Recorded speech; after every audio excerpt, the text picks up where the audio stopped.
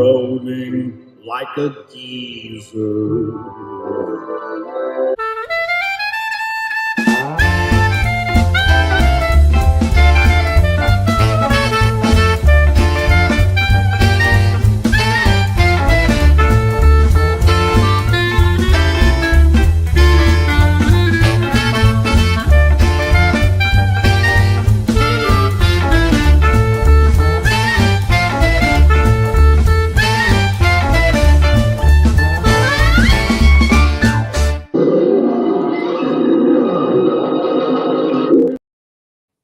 Hey, welcome everybody. It is once again time for GRAYBEARD'S Studio. This is episode 103.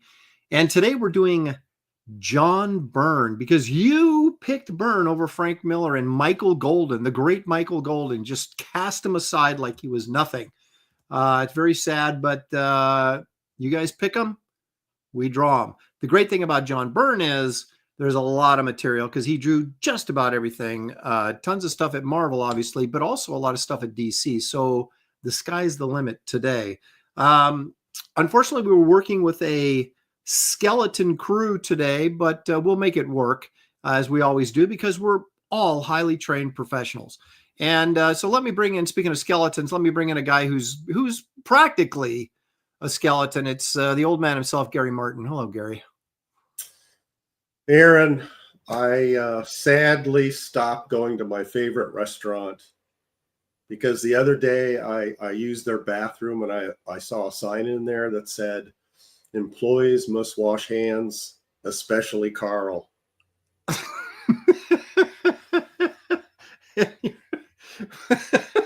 Makes you wonder about Carl. That Yeah, I want to know what's might Carl be some doing? hygiene issues there. You don't want that guy preparing your food, I wouldn't think. Right. Here's a guy that never prepares food, expects it always to be brought to him. He's almost got this regal sense about him. It's Dan Lawless. Hello, Dan. Really? Regal? I was thinking you guys are talking about a skeleton crew, but I ate a lot of cookies for Christmas, and so I'm making up for it. Yeah, that's right. Well, that's why you're at the bottom. I'm filling the gaps out of that skeleton pretty well. Well, that's why you're at the bottom. You weight down the, so we I'm don't the tip anchor over. man, yeah. Yeah, you're the anchor man down there at the bottom. So, Okay. Speaking of food, I'm kind of bummed out over what Kennedy Jr. is talking about. Yellow dye number 5 in my beloved Doritos. So I'm going to have to stop eating Doritos. No, wait a minute. Now, what are Doritos going to look like without the extra dye and food color? It's just a color. It has nothing to do with the flavor. They can do without that. I know, but what would it look like? Is what I'm saying. It'll probably be gray. Something really unappealing looking, and yeah, there's got to be some dyes that don't like. When they made the Hulk gray, it was that didn't work. Well, do they have Doritos over in Europe? I mean, what are they? Because they obviously have more restrictions. Or Canada, do they have or is that? I don't know.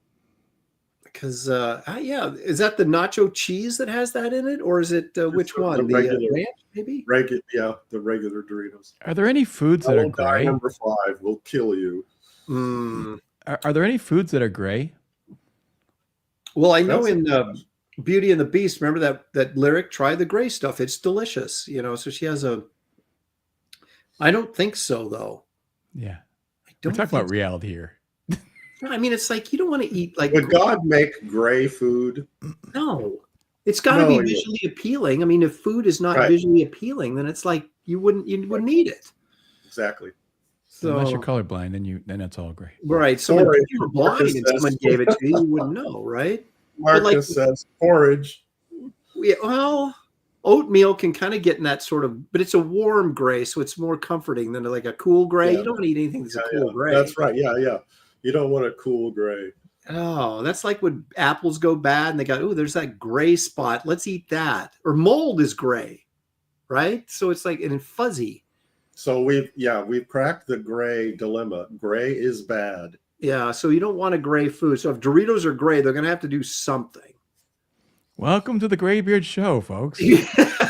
Oh yeah. Wait a minute. Other Gray's than bad. Graybeards, which you should watch. You should, that's a gray that should be fine with everybody. Gray is okay for clothing. I got gray on here, and I feel perfectly fine. But I wouldn't. Creative Face says fish is gray. That's true. When you cook it, it's gray. Is it though? I mean, the Yeah, outside is, but the fish.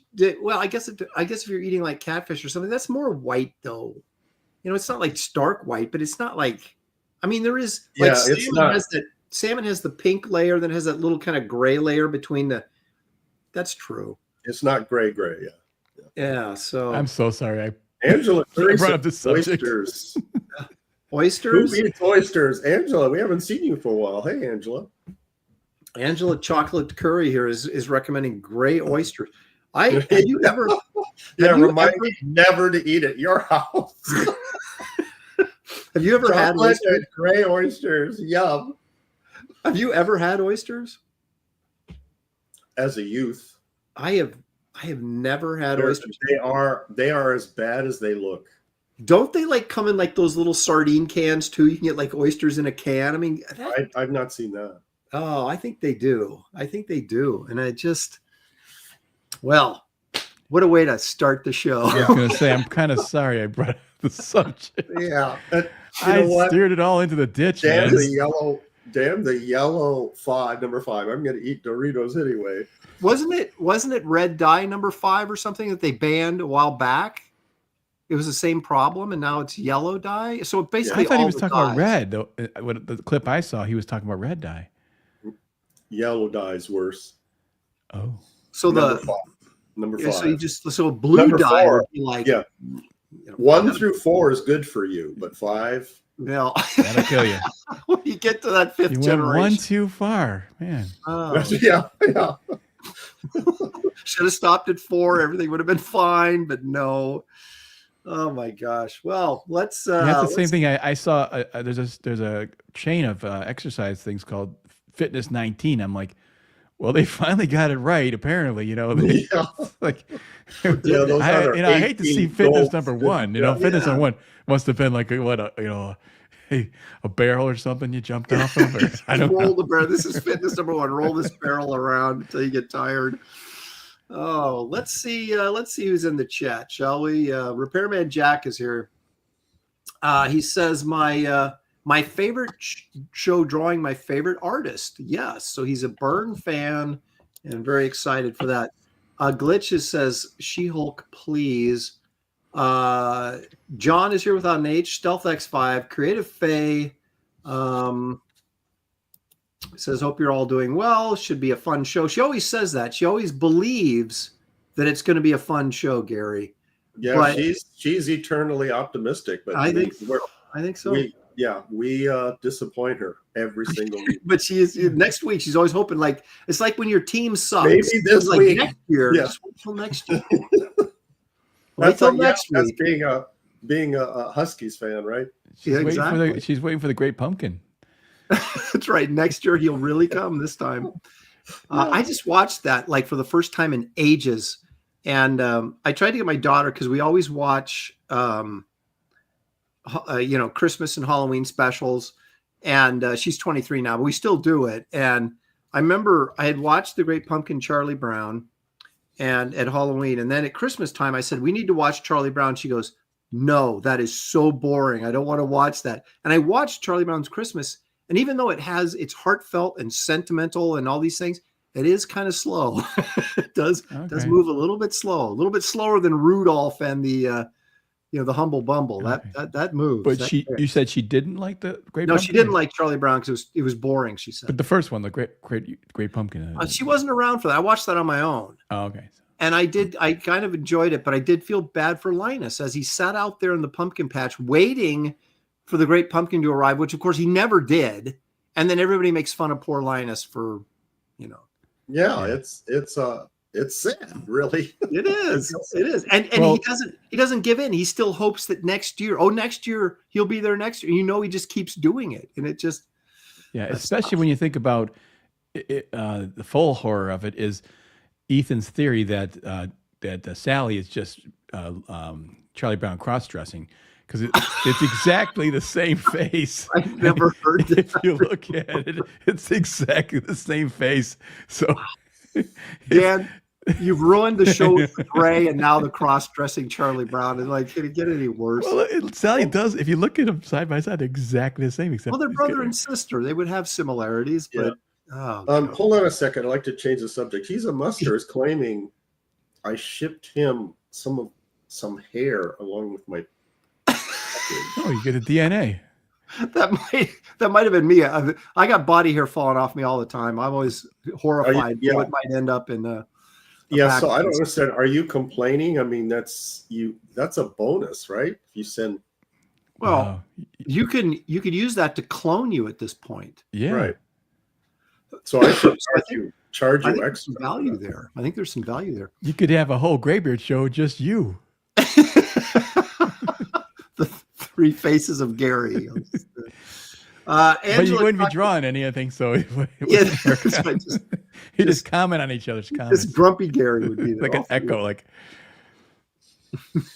Angela Chocolate Curries is here. Toshiro Andy Dalf. Andy Dalf says, "For the love of Bigfoot, someone draw Sasquatch from Alpha Flight." I am. That's oh my gosh, he guessed my thing. I was going to say Sasquatch. Are you really? Okay. Yeah. Pastmaster Dan is here. Stealth X5. Let's see. Who else? Pantheon's joining us. Rand Arrington. Hello, chat. Driving home as usual. I think that's fun that people can listen to us in their car. Like we're like a real podcast. Yeah, except when they can't handle our hilarity and they crash their vehicle. Crash off the road. Yeah, and then we'll be in court. I don't think when they're contemplating Gray as they're driving. Yeah. I don't think there's any danger of them laughing out loud. That might maybe be expecting too much. They could fall asleep though. Well, that's if you talk too long. That's what's going to happen. Henry Jeremick says Sabretooth and Terax. I forgot about Sabretooth. The best name I can think of is here. Henry Jeremick. Byrne is one of my favorite artists, but I like his art better when he was an inker.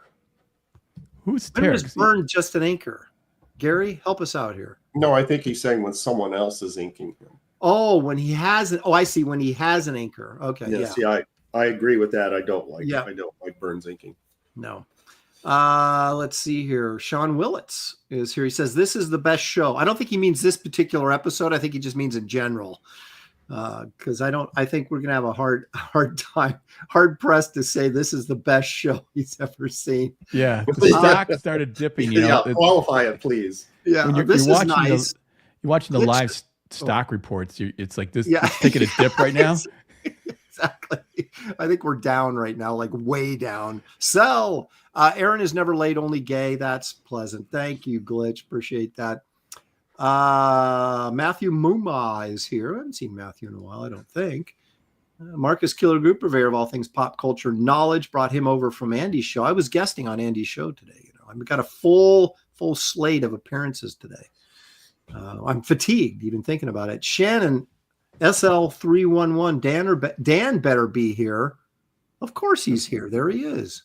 Yeah, why would he doubt? Yeah, Dan is like the sun, man. He's maybe every day. Maybe I traumatized him last week when I had to leave, Oh, that's right. Maybe that's what he's referring to. Yeah.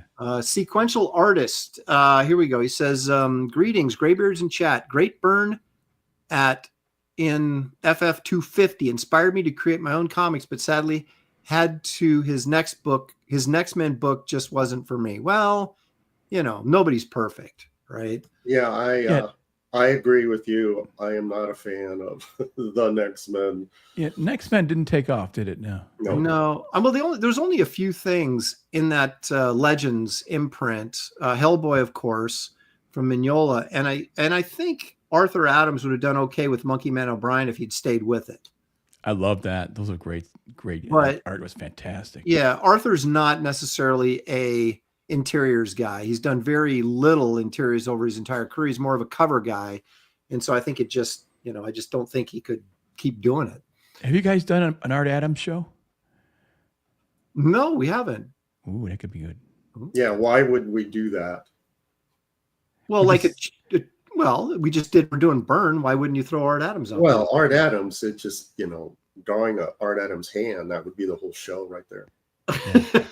Well, it could be an exercise in self-humiliation, Yeah, noodling and stuff. I don't think we'd ever get him on this show, but it would certainly we could pay tribute to his quality work. Well-Read Comics says, I'm getting a search party together to find Kelsey's missing body. There was a little conversation on Twitter I had with, I think it was Art of Roy and some others were joining in about the not thinking we'll ever see Kelsey again. And I said, no, when you least expect it. I'm expecting, when he gets done coloring Rude's book, it wouldn't surprise me a bit if he just showed up again. So I think we will see him fairly soon. Yeah, I think he's a guy who has to submerge into the work, and I understand that when you do shows like this, they do distract you sometimes, Oh my gosh! So yeah, I keep thinking if I didn't do any streams, I would be so much farther along on my book. But it's the necessity. You have to do it. Stat zero. Well, you want to be around me, so obviously you have to. It's a necessity now. Yeah. Well, yeah. you're hooked, man.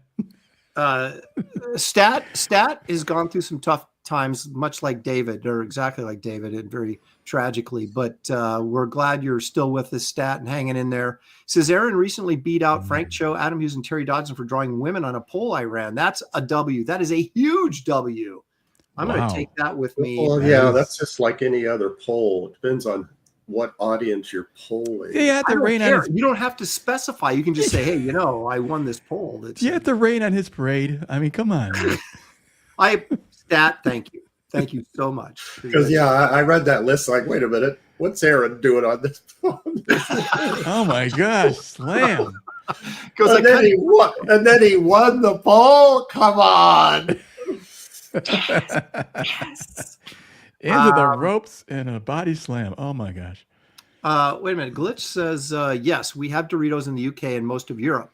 Well, next time Glitch, this is your assignment. Go buy a bag of Doritos and see if there's yellow dye number 5 in there. Yeah, we'll see. Yeah, Glitch, that's your homework assignment. What yellow coloring do they use? Yeah, exactly. Wait a minute. Oh, because this is Well-Read Comics saying about Kelsey. Someone informed me he's half devoured corpse in some gator nest. We don't know. No, see, you got that opposite. That in his nest, there's a half devoured corpse. Alligator. That sounds more realistic. You nailed it. Luffy says, you don't see American food over here. Too much poisons. Blue dye and NR5 cures cancer. Oh, that's right. The blue dye. That's what I saw that on Joe Rogan. They were talking about drinking this blue dye and something else. I was just like, crazy, man. All the things you can do that they won't tell us over here, to keep healthy because they want us sick. Dennis Rodriguez is here. N2 Paints, haggis. Dennis Rodriguez, he's promoting haggis. Why? Well, isn't that like sheep or lambs or something like a haggis? Sheep stomach filled with oats and whatnot. Yeah. Oh, that's the great thing that he's talking about. Maybe. Yeah. Oh, great. Food. There you go. Ah, there you go. That's great. Yeah, haggis, oysters. Just put blue dye in it, and you're all set. Andy Dolph says overcooked steak. Yeah, I guess it does. Yeah.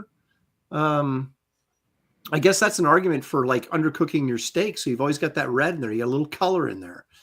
And you actually don't have to worry about getting, what the heck is it called? You can get it from hamburger because the bacteria is on the outside of the cow, right? And so when it gets ground up, that's why you have to thoroughly cook hamburger all the way through. But a steak, if it's only on the outside, and so if you cook the outside, you don't have to worry about the inside because it never got in there and it got infected. Wait a minute. Hold on a second. Back up. Yeah. Some of the outside of the cow is ground up in the hamburger? Well, they're just talking about like the outside of the meat. So if it gets contaminated, right? Like if you cut steaks, right? And it gets contaminated on the outside of the steak, when you cook it, it kills the contamination. It never makes it on the inside. On Oh, I see hamburger, what you're saying. if the Hamburgers meat gets contaminated, then it gets Yeah, ground that's the up reason and it's you all gotta- the way through it. Yeah, it's the reason you got to cook your hamburgers through. Okay. But steak's not as much. But I still don't cook my hamburgers through all the time because I do like a little bit of pink in there. So I'm playing with the fire. What is that called? What is that? It's not a disease. It's Salmonella or yes. Thank you. Or is it? Someone says botulism. Well, I guess any of those will work. Isn't botulism what you get when you like get an aluminum can that's dented and it's been dented for too long, and then you use whatever's inside, you can get botulism, whatever that is. I don't know. E. coli. Aaron Joe Bernardo says, "AA Ron, draw Iron Fist with She-Hulk." Yeah, why don't I just draw 2 characters? It'll be easy. Creative Face says yellow dye causes cancer. Yes, that's probably working on red dye 40, says Pastmaster Dan. Wow. 40. So I think if it's up to number 40, just forget about it. They're never going to get it right. And everything below it, just stay away from. No red dye 37. Don't touch that. They have to have all the dyes represented, though. You know, you got to have diversity in your dyes, you know. Yeah, right. It's like, oh god, yeah, they're all represented equally. Borvohe Garbic says Lopez is doing Sasquatch or Aurora. Okay, I know who Sasquatch is. Is Aurora the chick from Alpha Flight? I have no. I never read Alpha Flight. That's an Andy Smith thing. I do not do Alpha Flight. Glitch says, I remember getting hair in one of my Wraith of God books, but I wasn't sure if it was Aaron's or his employee. There is no employee. Yeah, Aaron doesn't have employees. So Exactly. Was it gray? I mean, the hair color could be. Was it gray? I know for sure it was me. Oh my gosh. Fritzy Snitchel is here. Look at that. Well, Ethan, if you want to come on and draw Terex, I'll send you a link. I want to know, did anybody, he was supposed to go on One American News Network today. I wonder if that happened. Who Ethan was? Yeah, I was not awake, so I don't know if he was on or not. But we don't get it anymore. We used to get that through our cable system, but we don't get that network anymore. Ethan's big time. Pity Maw's here. Ember 1282. Robert Doan's Pills. Oh, there we go. Been waiting for this. Stealth X5 for $2. Hello. Thank you, Stealth. Appreciate that very much. You. We see when we lose 30% of that, that's 60 cents. So we have $1.40 left, and we split that 4 ways. So we each made about 35 cents. Hey, I'll take it. I know it adds up over the course of a year. I'm grateful. Freaka Boogie says yes, Art Adams. There's Demonized.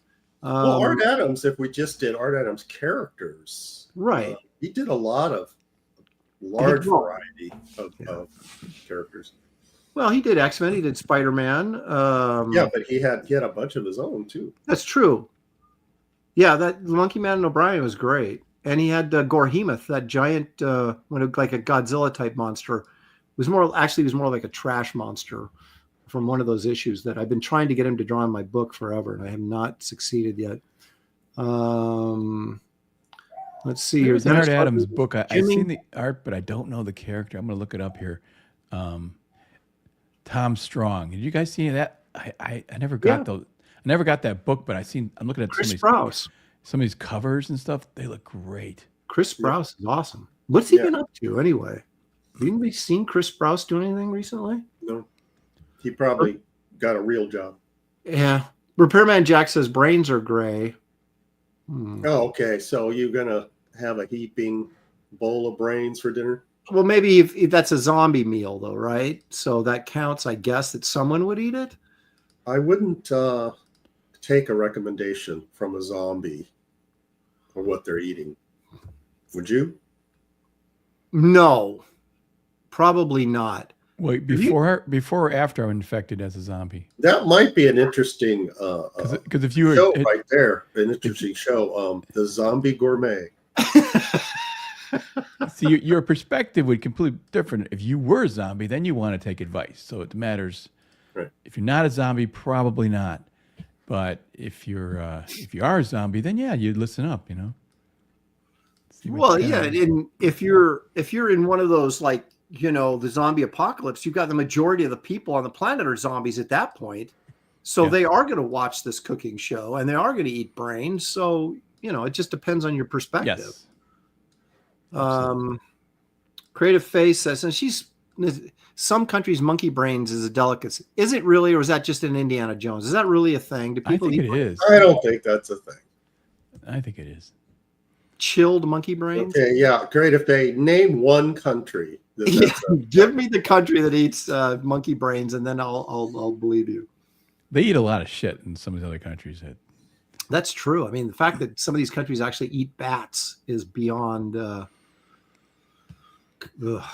Flying rats. Yeah, exactly. Does anybody in New York eat rats? I mean, does it get that bad that there's someone's eating rats? I don't. Well, I think if you barbecued a bat, it would probably be more nutritious than Doritos. But would it taste as good? No, but it probably wouldn't kill you. NPC Oasis says they absolutely eat monkeys in South America, which is why I won't do a show in South America. That's the reason. Well, they take you to dinner and like, oh yeah, by the way, so South America, get your act together, or Aaron's never doing a show there.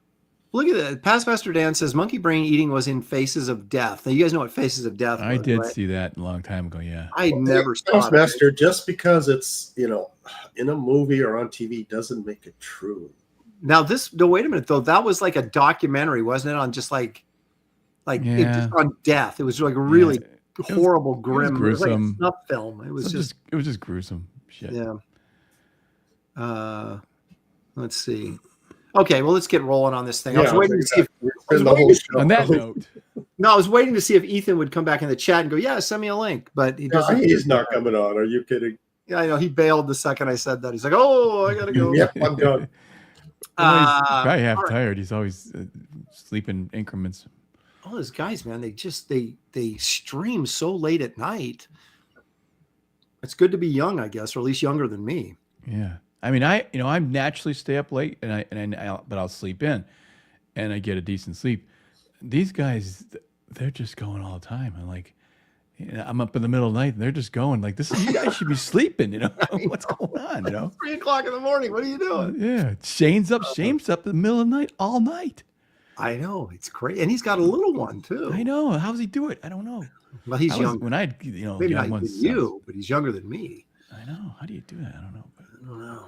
All right. Now we got all the countries. Creative Face says southeastern Nigeria and southwestern Cameroon. Monkey brains is where it's at. Okay. All right. All right. All right. Well, we know where not to go. It sounds authoritative. Sounds like she knows what she's talking about. Well, Creative Faye recently out of college or still in college, I don't know, but she's right at the very top of the educational pyramid right now. And probably her mental peak is right now too. So she's completely messed up. Is that what you're saying? That's right. I was trying to say that in a very polite way, but all right. So let's do a little round of show and tell here, then get to drawing. Gary, look at this. What do we got here? I think we will do an auction. Oh, right. Auction. So at the end of the show, last time we did an auction, I put up a Mega Man page. It would seem to be pretty popular, so I decided to do another one. And this is disclaimer: this money will not be going to David. It will be going to me. Gary's the charity today. Yeah, I'm the charity today. Believe you me, I need it. So this page is the original art from Mega Man number 37. This is page 5. Jamal Peppers is the penciler, and these inks are over his pencils. This is not a blue line. And so we'll be auctioning this off. Mega Man is in every panel. And then after that, we're going to do this one. Oh my gosh. My goodness. Yeah, this is one of Kirby's iconic panels from FF where he swipes the surfer's powers So I took out the balloons, I recreated it, and I inked it in my style. There's some Senate leaking through, but it's not. I wasn't trying. You're not all that dissimilar to Senate. True, it was pretty slick. True, but I made some adjustments. And this is on 11 by 17. Wow. This also will be up for auction. Wow.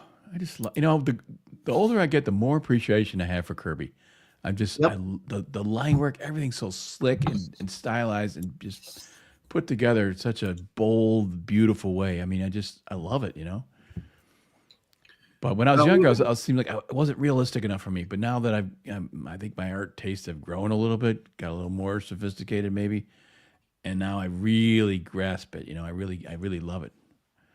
Well, it's when you start looking at it for the right reasons instead of the wrong reasons. And that's the problem I always have when you're a kid. You look at stuff on a surface value, either it registers with you or it doesn't, just visually. Right. But then when you start to understand that Kirby's about dynamics and power, and his stuff just explodes off the page. And, now you appreciate that and see what he was doing. I mean, he wasn't the draftsman that Buscema was, but he was so impactful in the way he told stories and the energy and power Absolutely. he brought. Yeah, when I was a kid, I loved Kirby. I mean, he was my favorite artist, and I'm trying to learn how to draw, and it was very frustrating when I'm looking at Kirby, trying to figure out anatomy. Mm-hmm. It's like, what's going on here? And it was very frustrating, but I still loved him, and I didn't know why I loved him. Yeah, right. I didn't get him. I didn't like him as a kid. I didn't like Ditko as a kid. I was guys that I like Buscema because I understood it. Later I appreciation for Wrightson, but even though Wrightson was kind of wonky too, but he had something that was really appealed to me. And Kirby, I just did not get. And then the more I looked at his stuff, there's that part in the early, here we go, or this is totally off topic, but in that early part of the 60s, like the birth of the Marvel Universe, Kirby was still very sort of crude, right? It didn't really come together for him. And then like about 1967, it really started cooking. Yeah. And I thought that his best stuff was his DC stuff, like 1970. There was a lot of good FF stuff in there too, don't get me wrong, and Thor, but I really liked what he was doing at DC. And then I didn't think when he came back to Marvel, I didn't think it was as good, but it was like he sort of peaked out, I think, on that DC stuff, which no one cared about at the time. And now we all look back with reverence and how cool. No, I agree with that. My first exposure to Kirby was a paperback book. The Captain America the Captain America comics were reduced down to the paperback size, and I really, really loved it. And when I saw his work later, larger, I liked it less. But I think it's because when I was looking at it originally, those thick lines he did got quite a bit thinner, so that it became a little more of a finer style, which I found more appealing. And then I say when I saw bold, I was like, oh, it's too bold for me. But now, again, it's like I said, now I love it. Now I love the boldness of it. But initially, when I saw it, I was a fan, but a fan of his stuff. If you take his stuff and reduce it, to much smaller size, it looks really fairly realistic. And it's because he's so bold, it even holds up at that paperback size. Right, exactly. The guys obviously knew reproduction and what they were up against and what they needed to do to get the image and the story idea across. Jimmy Owens for 2. Thank you, Jimmy. Appreciate it very much. Says, hey, Graybeards, please tell Shelly I said hello. I will do that, Jimmy. Thank you very much. Okay, where are we at here? All right. Duck Bacon's jumped in and joined us. All right, Dan, do you have something you want to share with us? Well, I remember I went home sick last time, so I got someone brought home some homework. I did Superman. Okay. There's the drawing I started last week. And you inked that? No, that's pencils. Are you serious? Yeah. That's what drives me nuts, Dan. If you're going to be that precise on your pencils, why don't you just ink it instead? Well, if you get closer, though, it gets really kind of, it's very, really loose, but it just looks on screen to be pretty tight, But, yeah. Well, filling in all those blacks with a pencil, that's brutal, man. Anyways. That's fantastic. Did my homework. I knew there'd be, it can't just leaving doesn't allow me to not do the work, right? So. That's right. There's some people that take advantage of that and say, well, I'm only drawing when I'm on camera. But I believe that this is a homework place. And if you don't finish on the show, you better have it done by the following week. I don't even remember what I drew last week, but let me share a couple. I've been doing You drew Juggernaut, right? Oh yeah, I did. That's right. Yeah, Everyone loved it too. I finished it. Okay, so I've been doing a little some Conan stuff because I was looking at, there was this piece of Buscema. There was a Conan pinup on eBay that Buscema drew, and it was 1998, and that's usually in a period where Buscema, I'm not gonna say he was hacking, but he wasn't putting everything into it like he was earlier in his career. But this piece was fantastic. It's one of the better Conan pinups I've seen that he did. And so it kind of inspired me. So I started off doing this, and I thought after I did it, and this is kind of based on the pose, it's kind of a flip. It's similar to the pose that he had, but it's flipped. And okay, yeah, I saw that on and so I see Buscema anatomy there. Yeah, meant by Buscema inspired. Yeah, and I'm going to go ahead and paint this because I need to get back into some painting, and it's a simple one figure, do a little vignette background kind of thing, but just kind of to get warmed up with painting again this year because I haven't done any painting since that Kit Carter movie poster. Are you going to paint on that piece of paper? Yeah. With what? Acrylics. Okay. It buckles a little bit, but not bad. Okay. I've done it before on like 3 or 4 pieces. And then I just couldn't stop myself. So then I was like doing some more Conan stuff. That's pretty intense. And so I was just kind of fooling around with the old, getting that Conan vibe going. Yeah. And so it's kind of fun. So I don't know. I'm going to do this. I like that one better than the other one. Well, the other one's just a single thing, That's right? true. So it's I like that figure though. Yeah. Thank you. And the guy getting the business end of the sword. Well, see, they got these guys with skull heads is kind of what I'm going to go for. You don't have to paint the dead bodies on the ground. Just those two is powerful enough. Yeah, I mean, I could. I was thinking about inking this one though. I don't know. One of them's going to end up inked, and the other one's going to end up painted. But that's kind of what I've been messing around with late at night. I've got some Wraith of God pages over there, but I don't want to spoil. I've shown you guys a lot of the pages so far, and I feel like I probably should hold some of them back.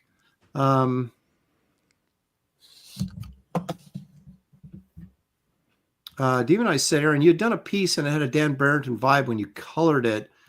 That Conan piece. I think earlier I did. I sold that actually. I did an acrylic Conan because I was doing small acrylic paintings to kind of warm up before I tackled that Kit Carter thing. And so I did like 3 or 4 of them like that. And anyway, so now it's an easy thing to do rather than just like create this entire 14 by 18 painting in the background and everything and go, okay, now I'm going to paint this. And you're like, oh, it seems like such a project. You can't ever get started. But the little ones, just a figure painting or something like that, like a sketch painting, that kind of, it's easier to attack that. At least less of a commitment. That's probably good. Especially if you're trying to learn, you do those smaller ones. It's like writing short stories before you write the novel, Yeah, exactly. So there's Queen Mickey's in the house. I knew if we stalled long enough. You know who we haven't seen though? Who has not shown up in the chat yet? A little disappointed with Katie Did. No Katie Did. Wow.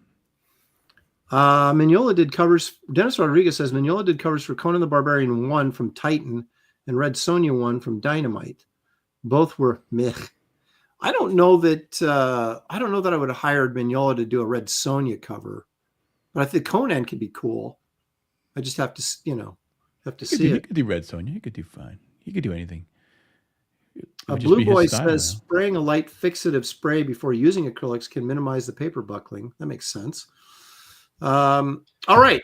So Dan, let's you and I are going to draw. All right. Pressure's on. There's only 2 of us, so it better be good. It's got to be excellent. Gary's just going to be as usual. Position my camera, move it over, so I have to turn it off. So you're going to do Sasquatch? I am. Hang on Gary a second. left. Let me move my camera. I'll be back in a second. All right. I'm a little torn, guys. My first inclination was Iron Fist. But then someone said, you should do She-Hulk. And I'm like, oh, maybe I should do She-Hulk. But then I was on with Andy and Dennis earlier, and they brought up, Phoenix or Dark Phoenix. And I was like, oh, maybe Dark Phoenix would be cool. So I'm I'm a little torn right now. I'm not sure what to do here. People are Sabretooth. I don't know. I think I've done Sabretooth on this show before. I try not to replicate what I've done prior, unless there's money involved. Then I don't even hesitate to replicate. I'm having camera problems. I'm not cutting out on purpose. I assumed that something was going on there. Yeah. Because I had just made the comment that there's only the three of us, and then you dipped, and I went, okay, now there's only two of us. And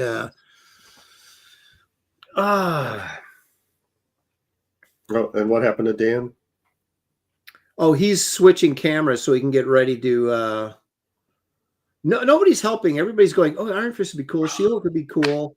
How about The Thing? You know how many times I've drawn? I love The Thing. Am I on the show by myself? What the heck is going on? I've done so many drawings of The Thing. Do Hulk. I've done Hulk on this show. Haven't I done Hulk on this show? Maybe I haven't done Hulk on this show. I thought about Hulk too. Yeah, Kelsey did She-Hulk once, didn't he? What were did we do Byrne before on this show? I can't even remember. All right, so I'm going to draw straws here. Okay, wait a minute. So how am I going to do this?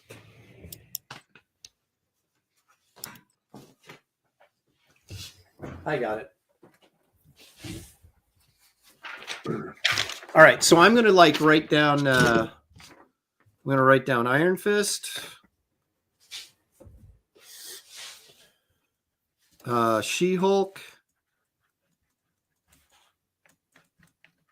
and I gotta go and come back. My cord's not. I switched my cord and I'm not getting my camera working. What a show! As Creative Fate predicted, this would be the best show of the year. Sorry. And, right on. All right, I'll be back. Just give me a second. All right, we'll be here. Okay, and Dark Phoenix. Okay, is there any other one that's really in the running at this point? Art of Roy says Next Man. Nah, no. Wolverine, Puck. Look at, I'm just getting everybody. Baron Zemo. I actually like Baron Zemo, but yeah, why not all of them? Dr. Doom. Doom would be good. All right, here we go. I'll put down Dr. Doom as my fourth choice. So here's my four choices: Iron Fist, She-Hulk, Dark Phoenix, and Dr. Doom. And I'm going to. You realize if you do Dr. Doom, you'll be competing with the Kirby piece I'll be putting up for auction. Yeah, that's right. I probably shouldn't do that. Okay, so let's not do Doom. Let's do Hulk. I don't think I've done Hulk on this show. I really don't. I know David has, and I did Zemnu. All right, so there's Hulk. I don't remember you doing Hulk. David and I did a companion piece where it was Zemnu versus the Hulk, but David drew the Hulk. Right. Okay. And I do Zemnu, but I don't think I've drawn the Hulk. I haven't. So Captain America, Bishop, I don't know, no X-Men. Let's see. Do the Hulk. All right, hang on a second here. I mean, you drew the book, right? I did, but that's kind of one of the reasons why. What happened? Are you still there? There we go. Yeah. Okay. I hit something and my screen went totally weird, and I went, "Oh, weird." Totally professional this week. I know, boy. We are. Okay, so I know this is kind of time-consuming here, but I think it's important. Sean Important that I get it Willett right. says Sue Storm! Exclamation point. Yeah, that's a dynamic character. Who? Who? Sue Storm. Oh, Sue. Well, I could only I draw her typical, invisible and I'd be done, right? her typical dialogue. Be careful, Reed. It's so funny. If you read the early Fantastic Fours, he wouldn't let her do anything except like cook. Oh, you're not, it's like she has superpowers too. Either she's part of the team or she isn't. Oh, I can't risk it. Or she'd create like a invisible pillow for the thing to fall on. The old invisible pillow. All right, so I don't have a bag, but I do have this bag with colored pencils. I'm dumping these things in here. Okay. And Art of Roy says, draw something that sells. All these would sell. They will.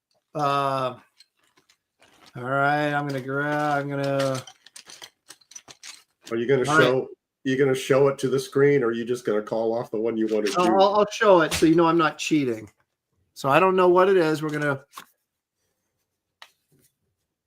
It's Dark Hulk. Dark Phoenix. Oh, okay. Dark Phoenix. So there you go. That's what I'm doing. It was fair and square. You all saw it. So there's Dan. Okay. Hey, I'm back. Glitch says boo. Yeah, you just wait until I draw it. Okay. Just let me draw it. You're gonna, no matter what you do, how fairly you decide you're going to disappoint somebody. And that's what my mother told me when I was in kindergarten. Son, no matter what you do, you're going to disappoint someone. Now, Gary, I got a problem. I've got the 11 by 14 page, but it has the little light defect in it. Well, hold it up. Can we see it? The defect. See, I can't see it. I know you can. I'm trying to get a light on it so that... If I can't see it, I think that's your answer. No, but dude, you can see it plain as day. I can see it. I can't do it. I got to do smaller. No, I think that adds to the character of the piece.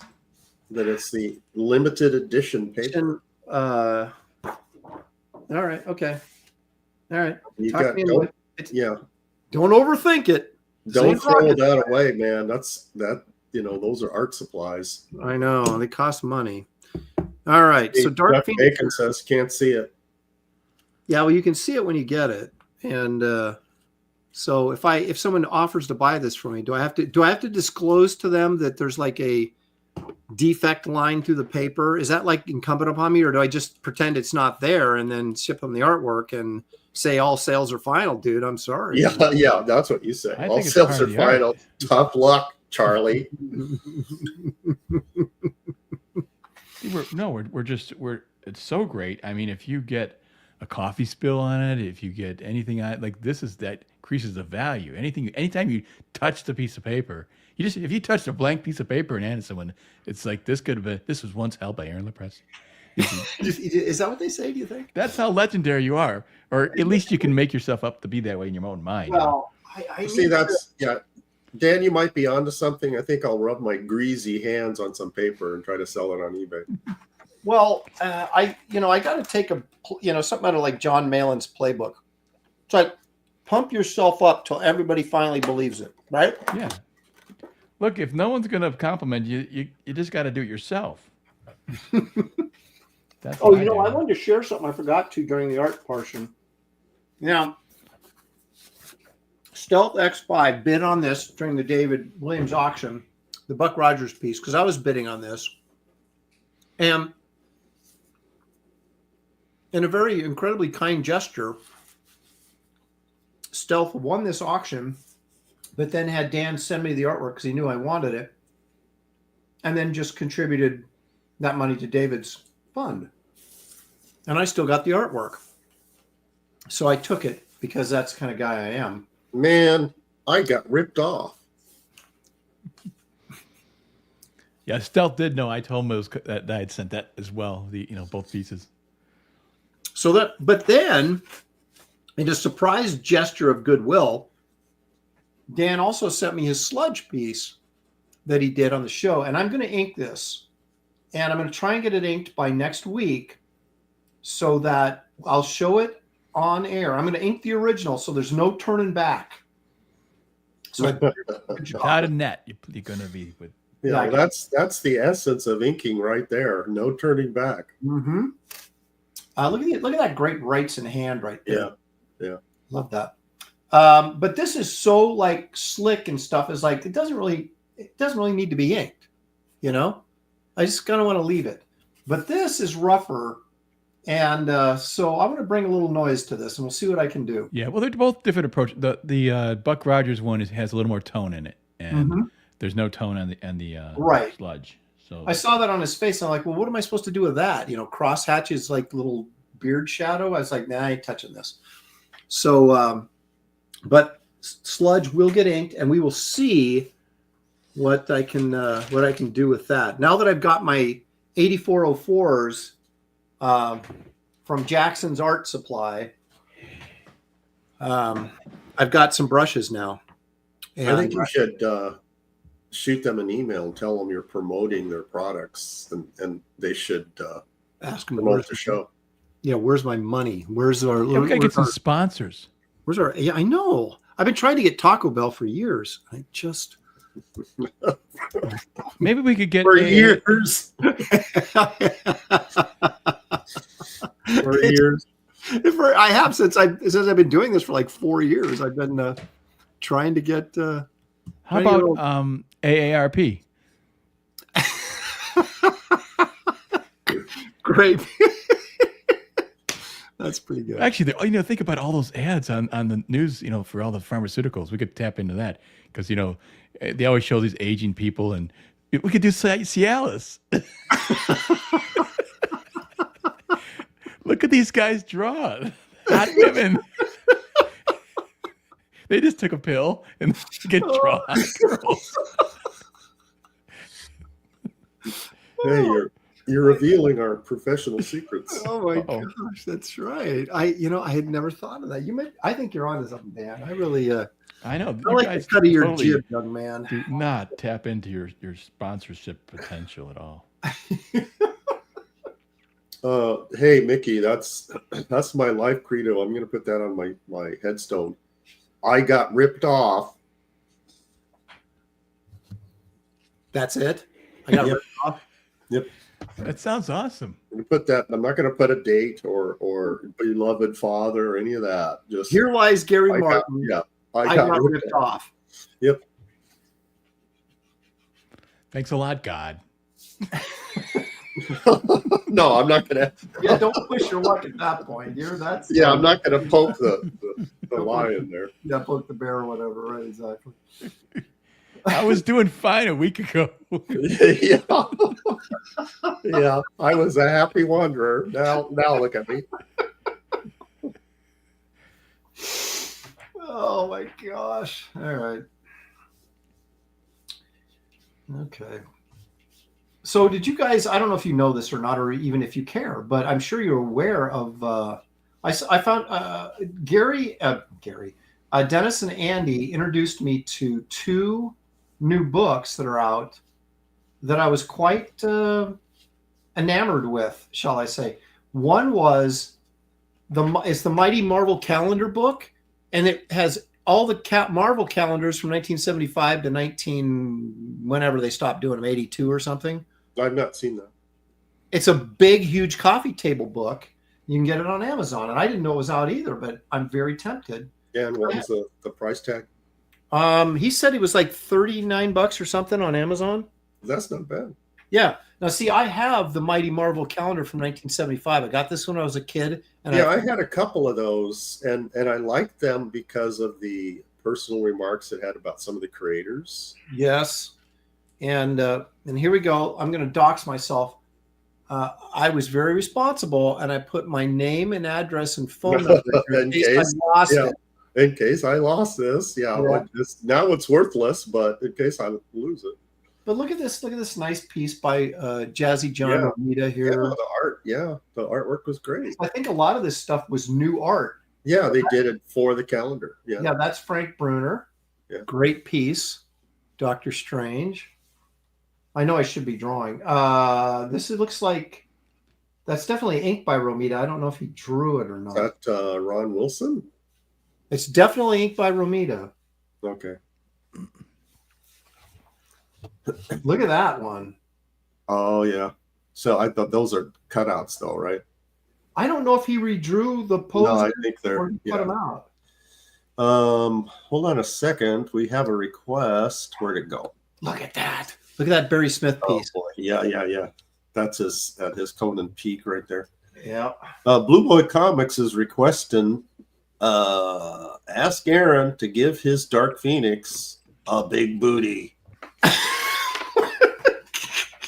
Yeah, you guys. What am I, Larry Stroman? Come on. Oh wow. Hang on, Aaron.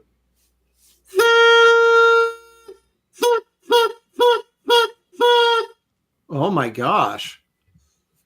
Sequential arts for $50. Whoa. As they say, that ain't cheap.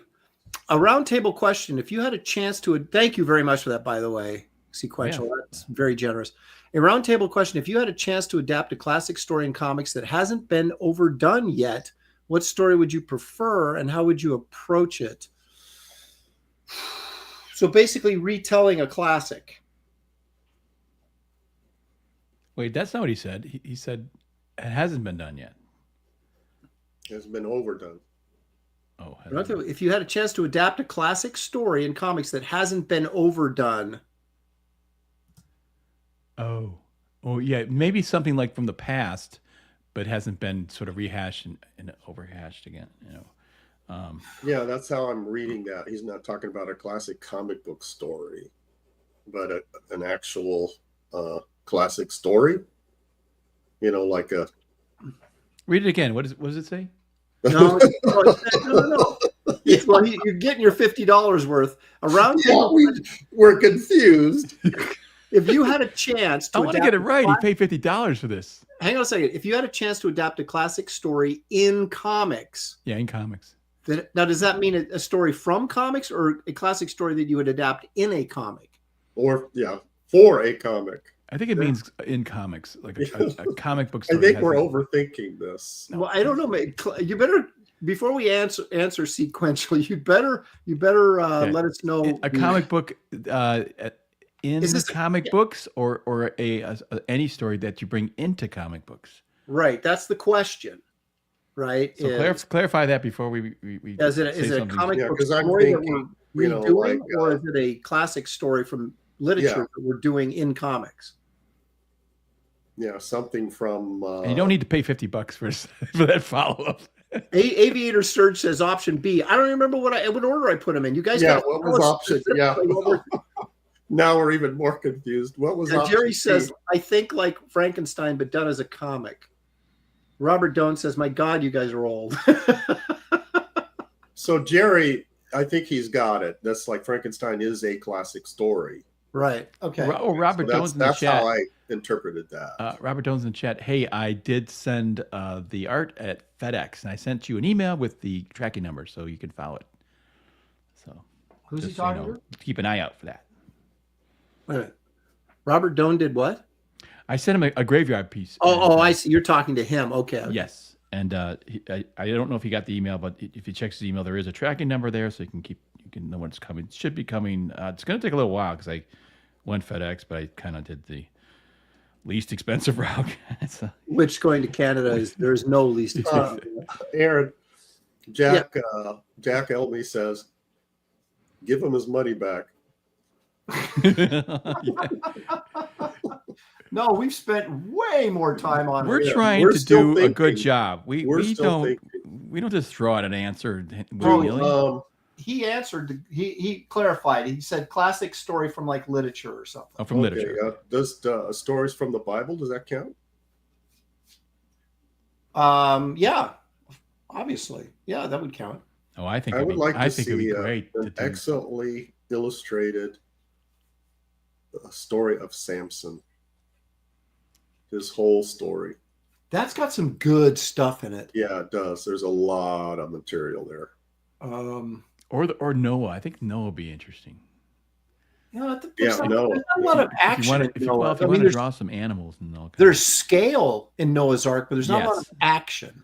Unless I think that would be pretty cool to scale and the once you kill everybody on Earth, then it gets kind of dull. You got all the animals.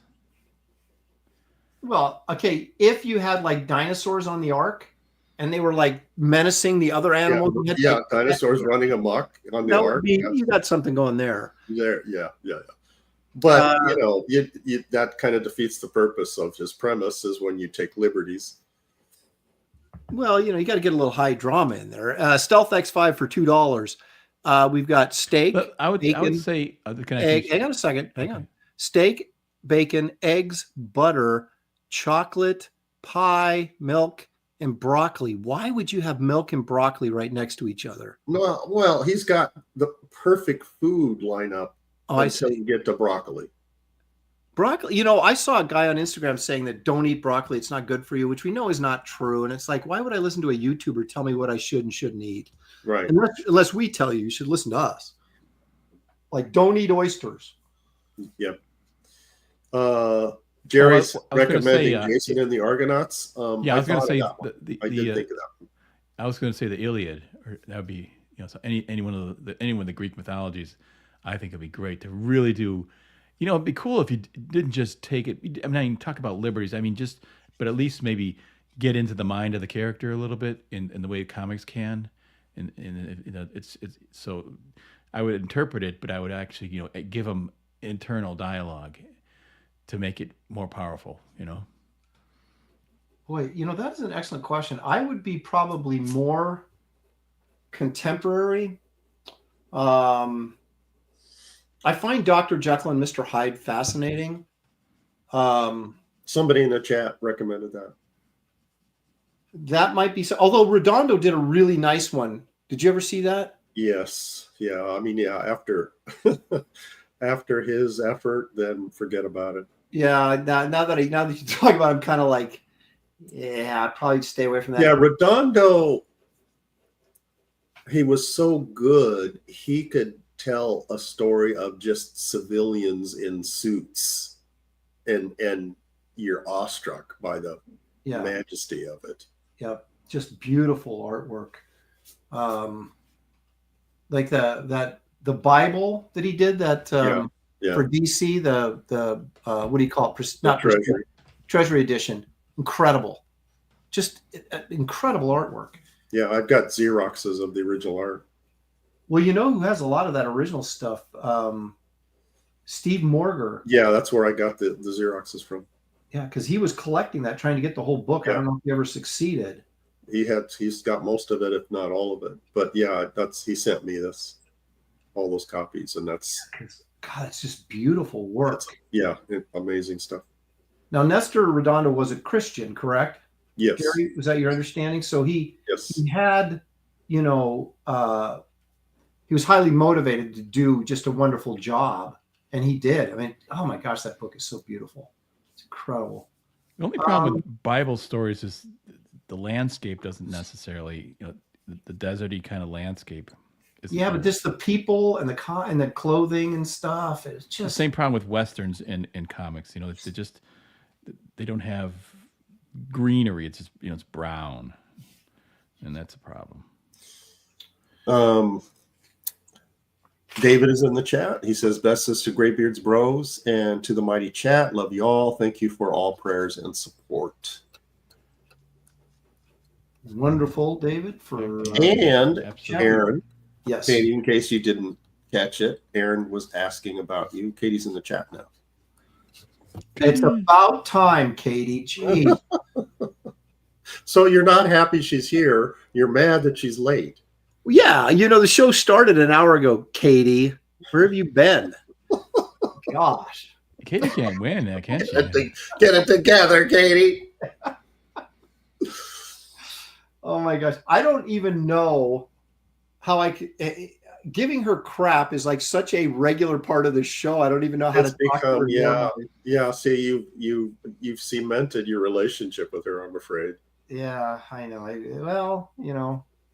You go with what works. Katie says she had a customer in her chair.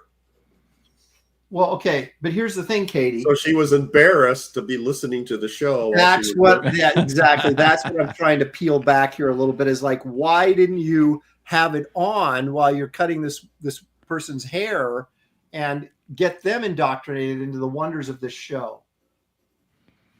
She's just so ashamed. She's ashamed of us. I kind of getting that vibe. Yeah, but that's my normal life too, you know. We're like a guilty pleasure or something, you know. It's like, just don't tell anybody I watch Graybeards. Everybody knows me is ashamed. My wife's ashamed of me. Exactly. Okay, I still haven't answered the question though, because I was going to go with Jekyll and Hyde, but now I'm not, out of fear. I don't think the Jekyll and Hyde story is that interesting. It's just basically a guy going through a midlife crisis. Well, yeah, but when you get to draw him as kind of like a monkey man monster, that's kind of cool. But what did he do? He just like run amok in London's seedy, you know, neighborhoods. That's all he did. He fought Spider-Man. Well, I'm not. It doesn't matter because I'm not doing it because of Redondo. So I've always wanted to, and I still might.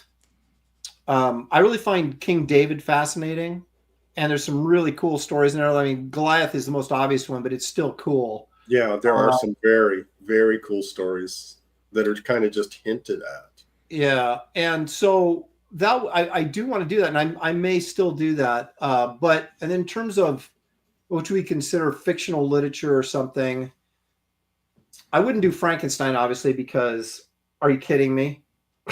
Right. You know, are you kidding me? Yep. But I might.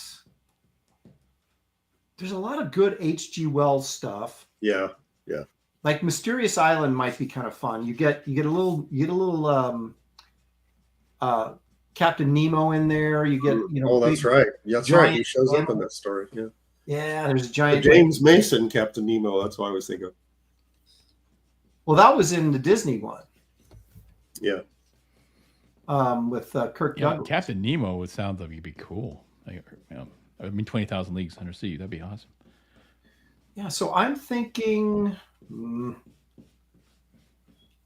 Dracula doesn't really appeal to me. And obviously that's been done to death. Been done a lot, yeah. Let me think here. While you're thinking, Aaron, Katie is fired back. And she's typing in all caps. Oh no. Where were you, Aaron, on Monday? I had people asking for you. Katie? She had a show. Katie? I was in bed.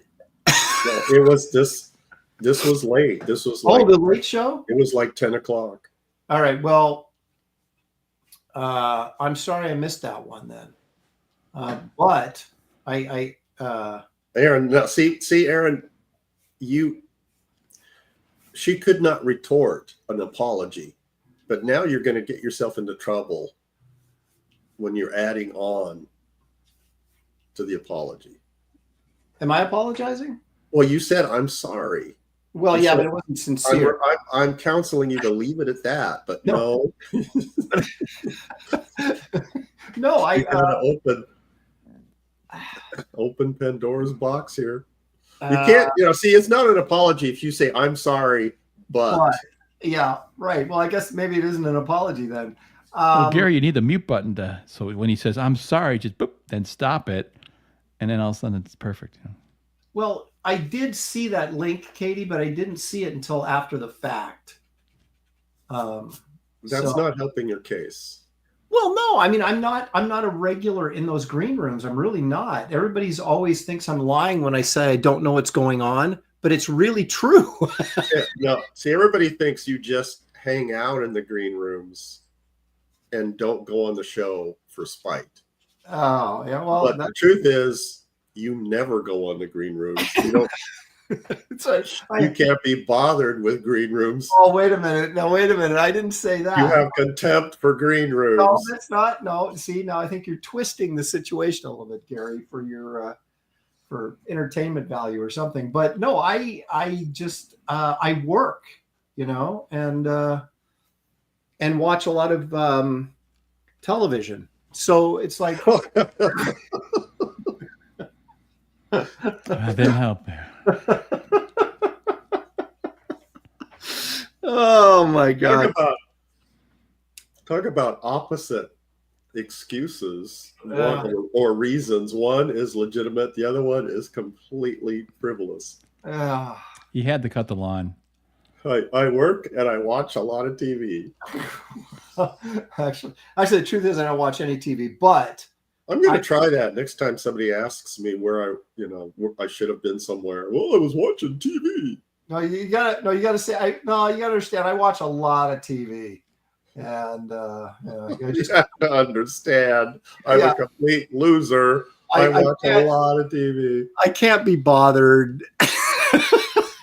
There's too many shows on Netflix. Well, see, that's cutting right through the red tape. Just say that. I can't be bothered. Yeah, that's kind of where I'm at. But no, I was just completely unaware of it, Katie, at the time you were doing it. I remember looking at that and thinking, great, she sent a link for 6 a.m. Then I went, oh, wait a minute, that's like 10 at night or something. I was like, oh, bummer, I could have done that, but I didn't see it until the next day. Could you hear that, Aaron? I did. We're having a wing-ding time. Here we go. Katie did for $2. Thank you, Katie. We appreciate your contribution to the show. What does she have to say, though? That's what we really want to know. Thank you, Gary, for stopping by Monday. Hello, Dan. Okay. Wait, I got just a hello. Okay, I see. Katie, you are quite welcome. Was that a sarcastic hello? I see what's going on here. Hello, Dan. Look at this. Duck Bacon says Lopez needs to cannonball himself. That does not happen on this show, but what does happen is this for you, Duck. That's for you. Katie. How come he gets a cannonball? I didn't never get no cannonball. You're too nice, Dan. Someday when you least expect it, though, I'll hit you. Okay. Let's just go over this. Let's really break this down. Thank you. There's an emphasis on you, Gary, for stopping by on Monday. So she's making a point of thanking you while taking a shot at me for not stopping by. And then, of course, Dan didn't stop by, but that's okay because he's Dan and she simps for Dan. So she says, hello, Dan. And then, of course, for me, nothing. But how do you know that wasn't a sarcastic hello? Hello, Dan. No, we know better than that. Aaron, I totally think you're overthinking this. Do you? Yeah. I don't know. I don't really know. I mean, I would love to say, Katie, I'm never going to get my hair cut by you because you treat me so poorly, but I don't have any hair to get cut, so I can't use that as a... She said that she even offered to make you a sandwich. Is that true? No, that is not true. She did on the show. Katie, back me up. Is that true? You offered to make Aaron a sandwich, right? Wow, that's pretty nice. Now, hang on a second, because I would drive across the country for a free sandwich. No, I would have been there for that. No, she did. Yeah, she did. She offered to make you a sandwich. I recall, and she's backing me up on that. Gary, have you seen those videos of the girl who just makes sandwiches? No, I've not. Oh my gosh, I think that she's called the Sandwich Girl on Instagram. All she does is make sandwiches. They're playing it. I think it was Ethan's show. He was playing it, and everyone just got quiet and just looked at it. Everyone got quiet when she started making the sandwich. It was like if some holy moment that they like have to give it its proper reverence. Everyone's like, "Oh my god, it was the greatest thing ever." That's hilarious. I still haven't answered the question though about the literary.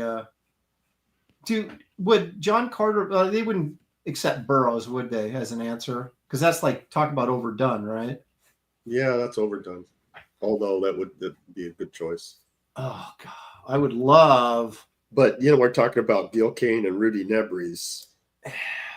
Okay, all right, I can't do that now. No. Anything that the Filipino artists had a hand in, those are out. What about Pellucidar? Can I do that? That's a underdone story. That hasn't been done that much, right? Oh, I'll even go farther. And how about Carson of Venus? Nobody's done that. No, that's a story that I'm not familiar with. Wow. Okay, hold on a second.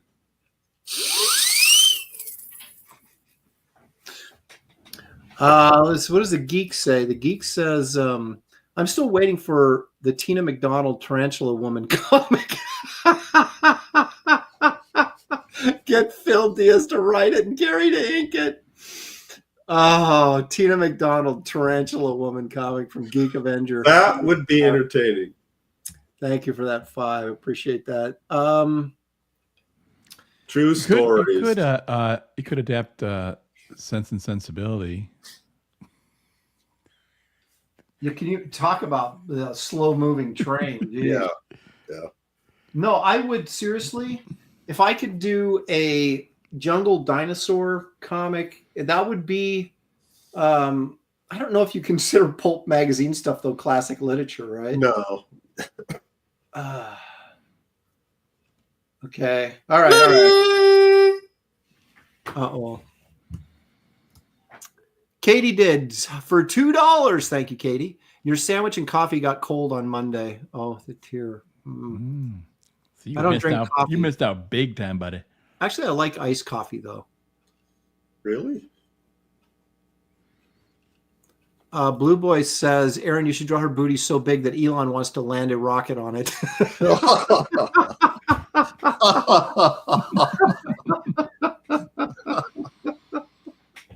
Okay, I'm giving that one the prize. You can probably do it too. Stealth X5 for $2. Piece is looking really good, Dan. Wait, you got to read these right. You can't read them with sarcasm. No, I'm providing the sarcasm. It wasn't in the comment. Okay, well, that's not fair.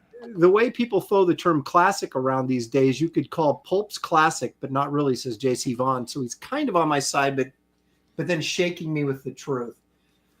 I'm going to do... Oh, can I do the...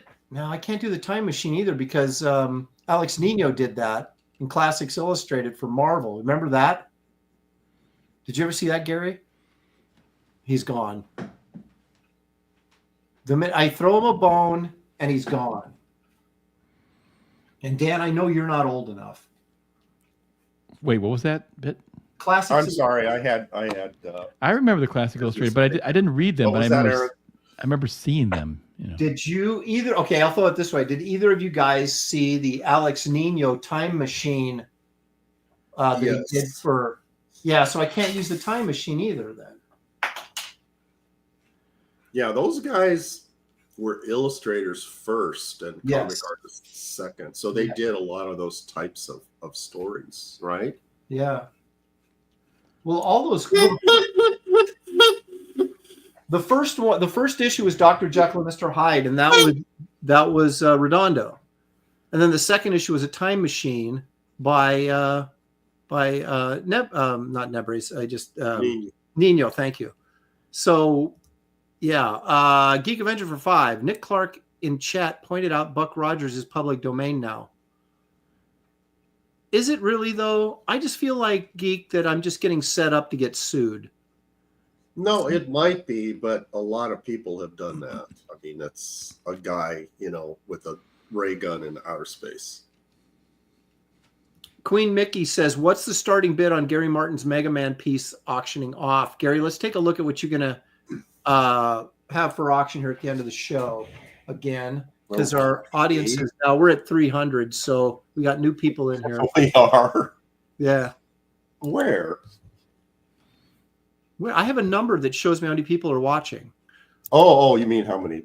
Yeah, not a bid for 300. Yeah, you got me excited there. No. Hold on a second. Let me. Queen Mickey, though, she likes that stuff, that Japanese stuff. She might be all over that.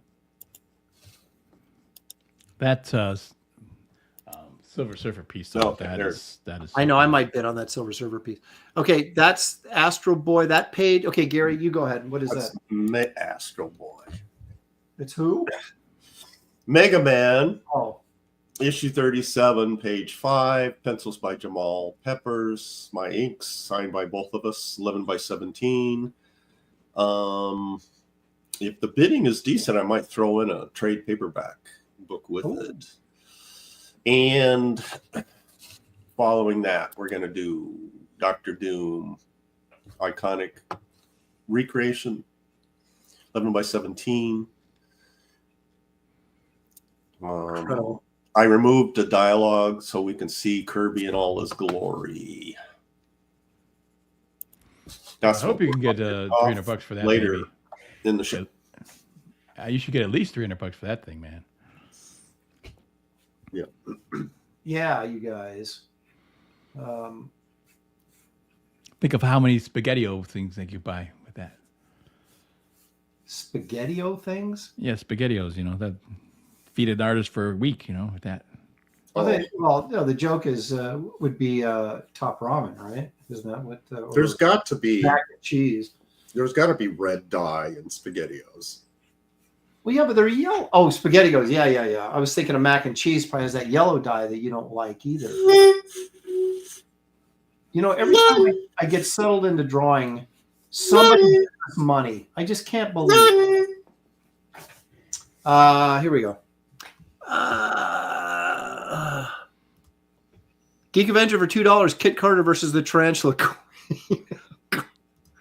That I would bid on. Oh boy, you're not going to talk me into that.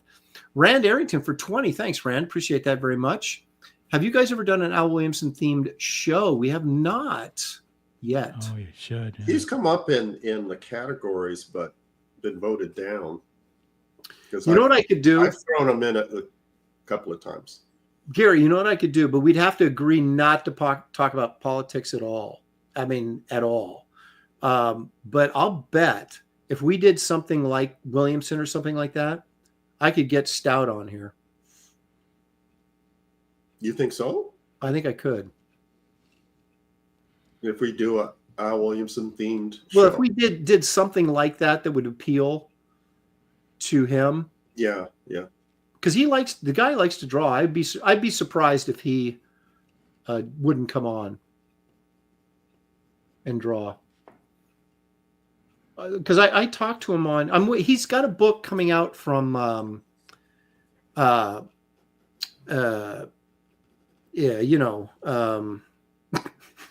Flesk.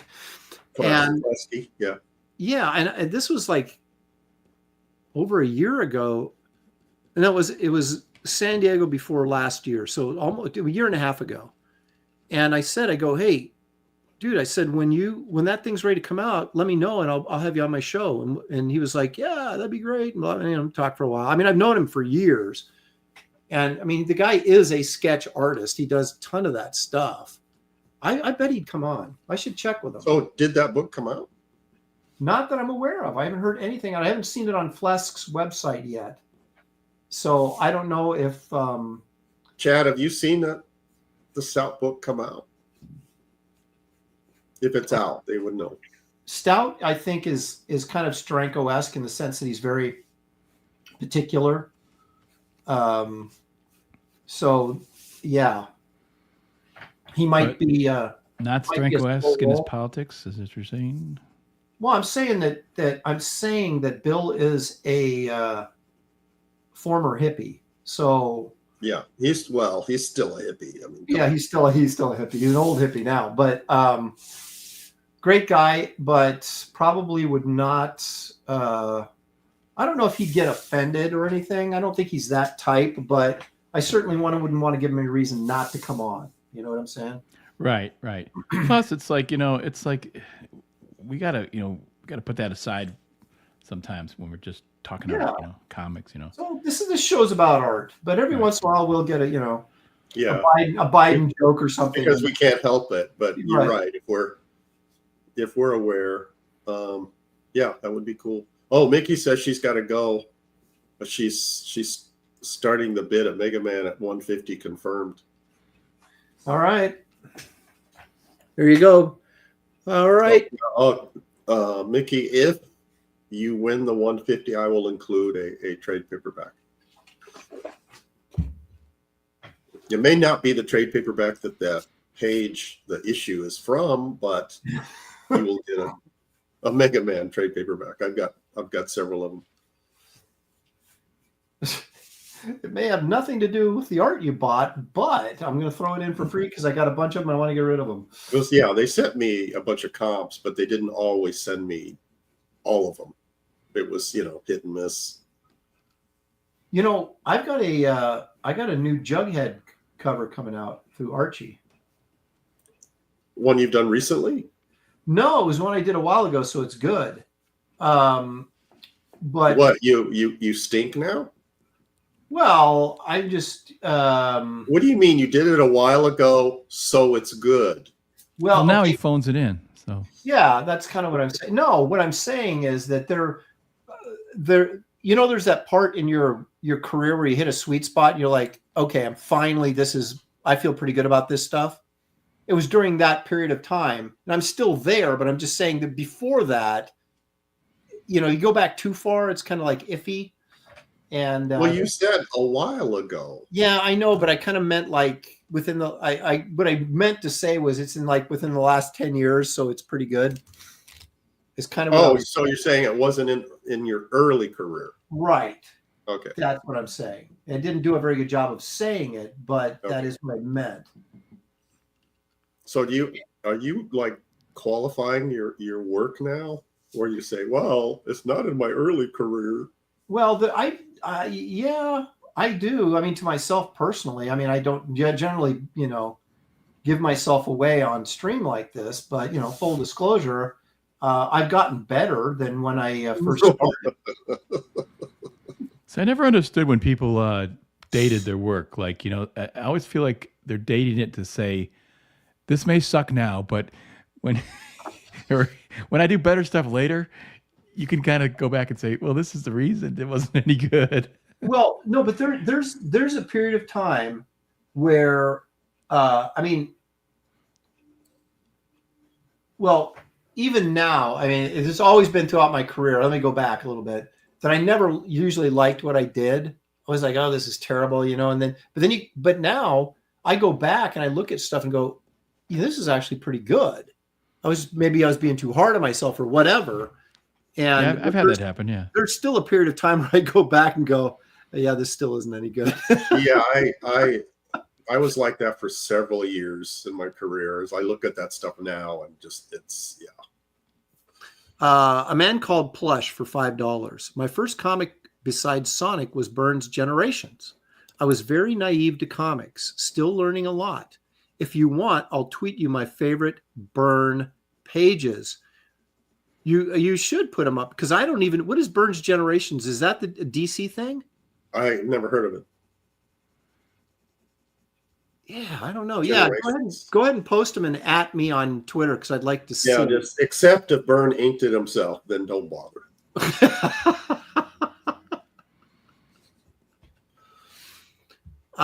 HR says, hasn't Stout done some impressive murals, prehistoric ones? Yes. The interesting thing about Bill Stout or William Stout as he is professionally known, is that he was not a dinosaur guy, and he got the job to do that book, that dinosaur book. We all know that, right? The illustrated one. You've Yeah, I think so. Yeah, you know what I'm talking about, right? It's called Dinosaurs and illustrated by William Stout. And he got that gig. He is the dinosaur illustrator. Well, he said that he got that gig, and then that's when he poured into Dinosaurs and tried, because he wanted to make sure he knew everything he could know before he tackled the book. And then he became this sort of, dinosaur expert, but he wasn't really before that, which I thought was interesting because I just always picture, he's one of those guys, a dinosaur guy his whole life or whatever. But no, it was because of that book that he got into him. I was always a dinosaur. I remember when I was a kid and back when they had the card catalogs and you signed the card, whatever. And I kept checking those books out. So when you pulled out the card, it was like my name was on like 10 times. All the books. I kept checking them out and bringing them back. And I always liked dinosaurs. I've never been a dinosaur expert, like Schultz or Stout or Simon. Yeah, those guys. Yeah. I'm a guy who just likes dinosaurs because I think they're cool. Right. And I've always bought. No, I do too. I wouldn't want a dinosaur gig because they're hard to draw. Well, I wouldn't want to do. I would never have it be on a panel with people discussing. Well, this during the Jurassic era, this, that, and the other thing. You know what I mean? Yeah. Right. Probably because I would insult everybody by first of all saying I don't believe in evolution to begin with. So I think the more likely dinosaurs were alive when humans were, and then I'd be thrown off the panel. But I've never been a guy that deep dove into that stuff. I just liked them on the surface level as like these were monsters that were real. Yeah, they're cool. And yeah, when I went to, I've only been to Florida once. Went to a tourist attraction thing where they had this big croc in a pen, and I could, he was behind a fence, so I could get like a foot away from him, and look at him up close. It's one of the coolest things I've ever seen, and to imagine that there were creatures like that roaming around all over the place. Well, and the thing is, they were there. I mean, if you look at like you said, I saw an 18-foot, give or take a few inches, crocodile at the zoo in Australia. It was just massive. Yeah. It's just I couldn't believe how big it was. Yeah. And you start thinking these things were things like this were everywhere. Roaming around or whatever. It's just like they're just.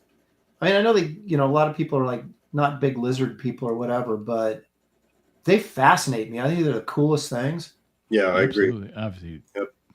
I remember to visit Sergio Coelho, and he lived in this gated community, and there was an alligator that lived in the pond in his community. Oh, well, mine. Who'd you say? Sergio. Yeah. Well, I lived in the same gated community he did. Okay. Or he does. I lived like a block and a half away from him, and we went for a walk, and it's like, oh, yeah, there he is. Yeah, it's like, should we be walking in the other direction? Well, they're not that. I mean, the one that I don't know how big he is now, but if they get past like 6 feet or something, they come and get him out of there, but and relocate him. But there was. I told you the story. The guy across the street from me had one in his hedge, right by his front door, and everybody in the neighborhood came to me and was like, because this was after CrossGen was sort of like going under, and so I was working at home basically for Marvel. So you were doing like a lot of yard work at that time? Well, I was home to kill time. No, I would never. You could never get me to do yard work, but I was home during the day, and everybody knew it in the neighborhood because it's weird. In Oregon, I don't hardly know any of my neighbors. I've lived here for 20 some years. In Florida, I knew every one of my neighbors up and down the street. Oregon is like that. But it may be because the weather sucks and no one ever goes outside. Where in Florida, you're always outside. But anyway, so they would come whenever there was like a strange creature invading they'd come to get me, and hey, there's a alligator in so-and-so's yard. And I'm like literally right across the street from my house. And so your response was, well, what do you want me to do about it? Well, we were looking at it and they're like, well, one was this old Greek guy from Chicago, right? So he was probably my age now that I am now, like in his, 60s and really quite heavy. So he wasn't going to do much. And the other guy was a real estate agent who I'd already captured a snapping turtle out of his front yard for him. And he okay. See, that's where you established your reputation, right? Yes. And so they're like, well, what do you think we should do? And I go, I don't know, guys, but I'm going back to work. Good luck. We had a neighborhood meeting. And so I assumed they called the critter getter, but I was like, I'm not wrangling that thing. But they do have those critter getters in Florida, so you just like call. I didn't even want to be bothered. I was like, who pays for that? The homeowner? That's an excellent question. I don't know because I never called them to get anything because the people across the street from me, their backyards, like 4 or 5 houses backed up to a nature preserve, as they called it, but it's basically a swamp, right? Mm-hmm. And so they were always having like snakes and weird things in their house and in their yard. We didn't have any of that because they wouldn't cross the street. They all just stayed in that swamp area. So I had to one younger woman who had a baby came running across the street to get me. She had this giant, I mean, it had to have been 5 foot long black snake in her kitchen. Yikes. And I went in there and fished it out. Oh, it was a terrifying experience, but kind of funny at the same time because my wife and her were screaming like little girls. And I'm out there and her husband was at work, right? So it was just me. It was hidden behind, it was hiding up behind the toaster. Its head was peeking out over the toaster. Oh my God. And I had no idea if this thing was. I can just visualize Aaron with his hat on backward and the sleeves rolled up, and he's saving the women folk. Yeah, I got a cardboard box. I had a plan, and I had a big like a broom, right, like a push broom, and so I got the head of the broom or the handle of the broom underneath the snake, behind the toaster, drug him out, and threw him in the box. And I was like, yeah. And this thing just crawled right out of the box because it was a huge snake. But instead of coming after me, it went the opposite direction because I had left the door open to the garage. And so it went straight out the kitchen, out through the laundry room, into the garage, and then out to the front yard. And I was like, my work here is done. Yeah. So you took credit for chasing it out of the house. Well, I did. I did, and I felt pretty good about myself. But I had no idea if the freaking thing was poisonous, so I wasn't going to get too close. Right. Best name I can think of says, I could see Aaron shaming the snake until it leaves. Exactly. I was thinking he's going to get his flute out in a basket and start playing, and have the snake charm. Rises up. Put on my turban and like Bugs Bunny. No, but it was that kind of stuff all the time, and but I thought it was cool. I'm not a big snake fan because you never know if they're poisonous or not. But my wife would have freaked out. Oh, my wife did. And that's why you became a comic book artist for the adventure. It was. Well, that's the closest, that I'll ever get to, an exciting day. You got to channel that now into your stories. Well, we never had I wanted to get a alligator in our yard so I could call and watch them wrangle them and everything. That'd have been fun, but never happened. Never happened. That's because you had a reputation. That's right. The gators knew to stay away from me. That's right. And but I did like Florida. Shelley did not like the critters, and she didn't like the humidity.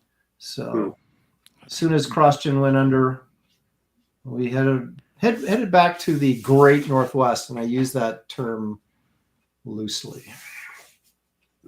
I was in Orlando in the summer, and it was hotter there than in Brazil. It was just punishingly hot. Oh, August is. Whew. It's sometimes 100 degrees and 100% humidity. You know what's depressing is Michigan is hot summers, cold winters, and it's depressing. Occasionally, when it gets hot here in summer, it'll be hotter here. It has happened, and it was hotter here than it is in Florida. I'm like, you know what? We suffered all through winter. We should get a milder summer. What the hell? A pleasant summer. Yeah, if I'm going to freeze my ass off. Well, that's the one nice thing I guess you can say about Oregon is you have mild seasons, but most of the seasons are comprised of rain. But you don't really get a ton of snow. You don't get it doesn't get super hot for super long periods of time. Yeah, well, it can, but only for a couple of days. Right. It does. You don't get it can get miserable, but it doesn't last for weeks and weeks. Right. And but I'll never complain about 100-degree heat after the rain that we get around here. Right. Yeah, I don't complain about the heat either because it's it's not really humid either. So that's not really an issue. It's just regular heat. How do you ever paint anything? It's always raining. It's not humid. If that's what you're getting at. I'm just saying it's always raining. Like outside. Is there a joke in there or It's something? raining outside. Dan, was there a joke in there someplace? I'm curious. You paint your house or whatever. How do you do anything outside? Oh, I see. Yeah. Well, You don't do the stuff in the winter. there's people roofing and doing house siding in the rain. You know? Yeah, that's true. They just do it. Or you see people roofing in the summer Yes. when it's But hot. even in the summer, you're not guaranteed you're not going to get any rain. Yeah.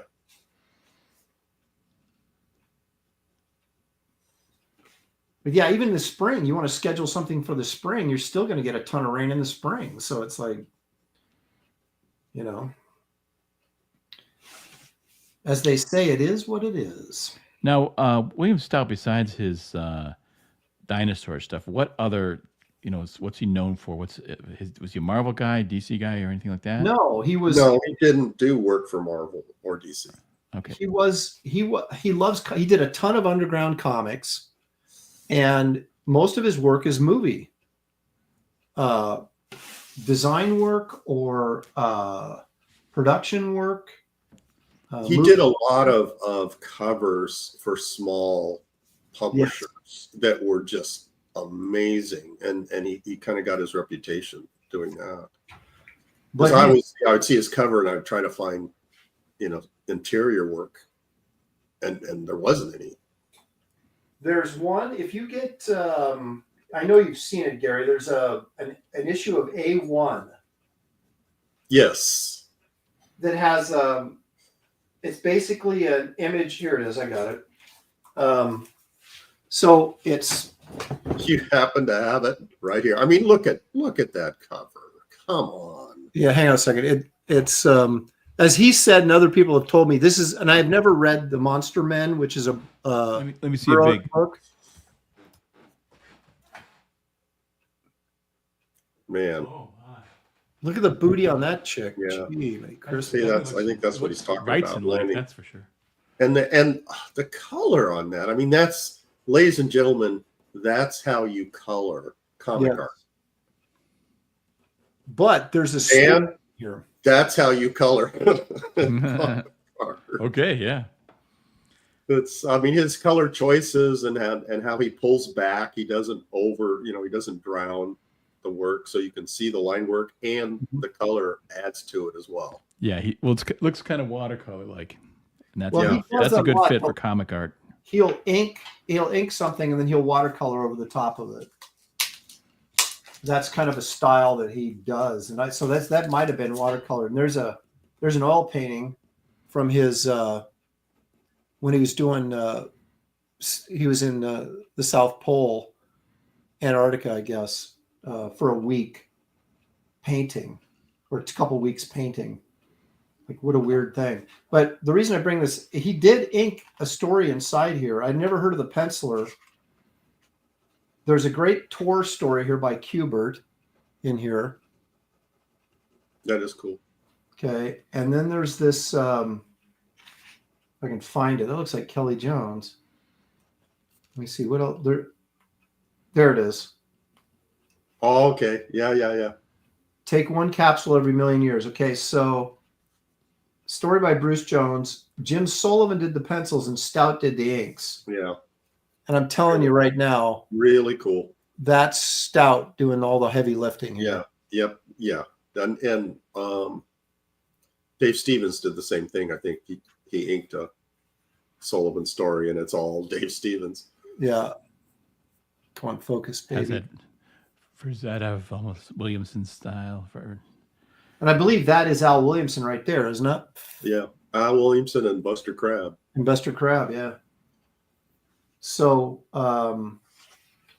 so this is actually a pretty good issue of A1. It's got that Qbert story and it's got the Stout story. Well, it only has like 5 pages of the Stout story. Yeah, but it's a great Stout story. But then you get all that other stuff. Now, this is by our good friend Neil Gaiman. And okay, enough said. And Kelly Jones, though, who is actually a good friend of the show. who I've never been able to get on, but keep trying. He doesn't seem to be adverse to it, like John Beatty. I got Does caught he up draw in the stout stuff, and I forgot to do this. What's that? Did I miss something? Yep. Stealth. Cold weather is better, says Stealth X5 for $2. Well, not if you have air conditioning. Hold on. Better than what? Well, I guess he's insinuating cold weather better than hot Doritos. Okay, cold weather is not better than Doritos. better than giant anacondas? Hot weather. I don't know if I agree with that anymore. I would have in my Well, youth. you have to define what is cold and what is hot. Wow, Gary, you're just. I mean, if you're talking, okay, 110 degrees versus 20 degrees below zero, which would you choose? I choose 110 yeah, so would I. Someplace like Phoenix, because we moved our daughter in for her first year of college down in Phoenix. It was 115 degrees, and I know this is going to sound stupid, but it was a dry heat and it was okay. I mean, you felt like you were in an oven, but at the same time, it was like being wrapped in a warm blanket. Actually. It was bearable. Yeah. Yeah. It didn't bother me that much. I mean, I'm not going to go out and run in it, but it was fine. And she hates it. She likes the rain. I don't know what her problem is, but I remember when I used to share a studio with Steve Matson in Portland. And Steve was always, while I'm working, he would we had a hoop on the garage, so he would come dribbling the basketball in the studio to distract me. And one day, it was like a summer day. It was 100 degrees outside, and Steve was like, "Let's go play tennis." Like, well, it's 100 degrees. Well, yeah, but we're men. It's like, okay, that's all it took. So like a couple of idiots were out there playing tennis in 100 degree, and we finished the game, but we just wanted to see if we could do it. Yeah, it's funny when you're younger how those challenges are like you have to take them, you can't ignore them. And now at our age, you just laugh at them and go, yeah, good luck, you know how it goes. Yeah.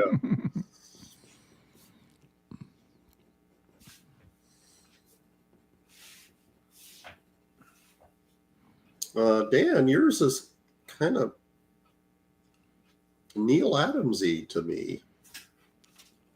What do you think, Aaron?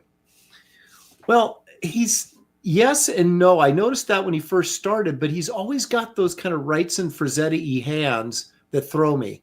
Okay, yeah. That leg looks like Neil Adams to me. Yes, the leg looks absolutely like Neil Adams, but the hands then feel very Wrightson-y or Frazetta-y, so it's kind of like it depends on where you're looking.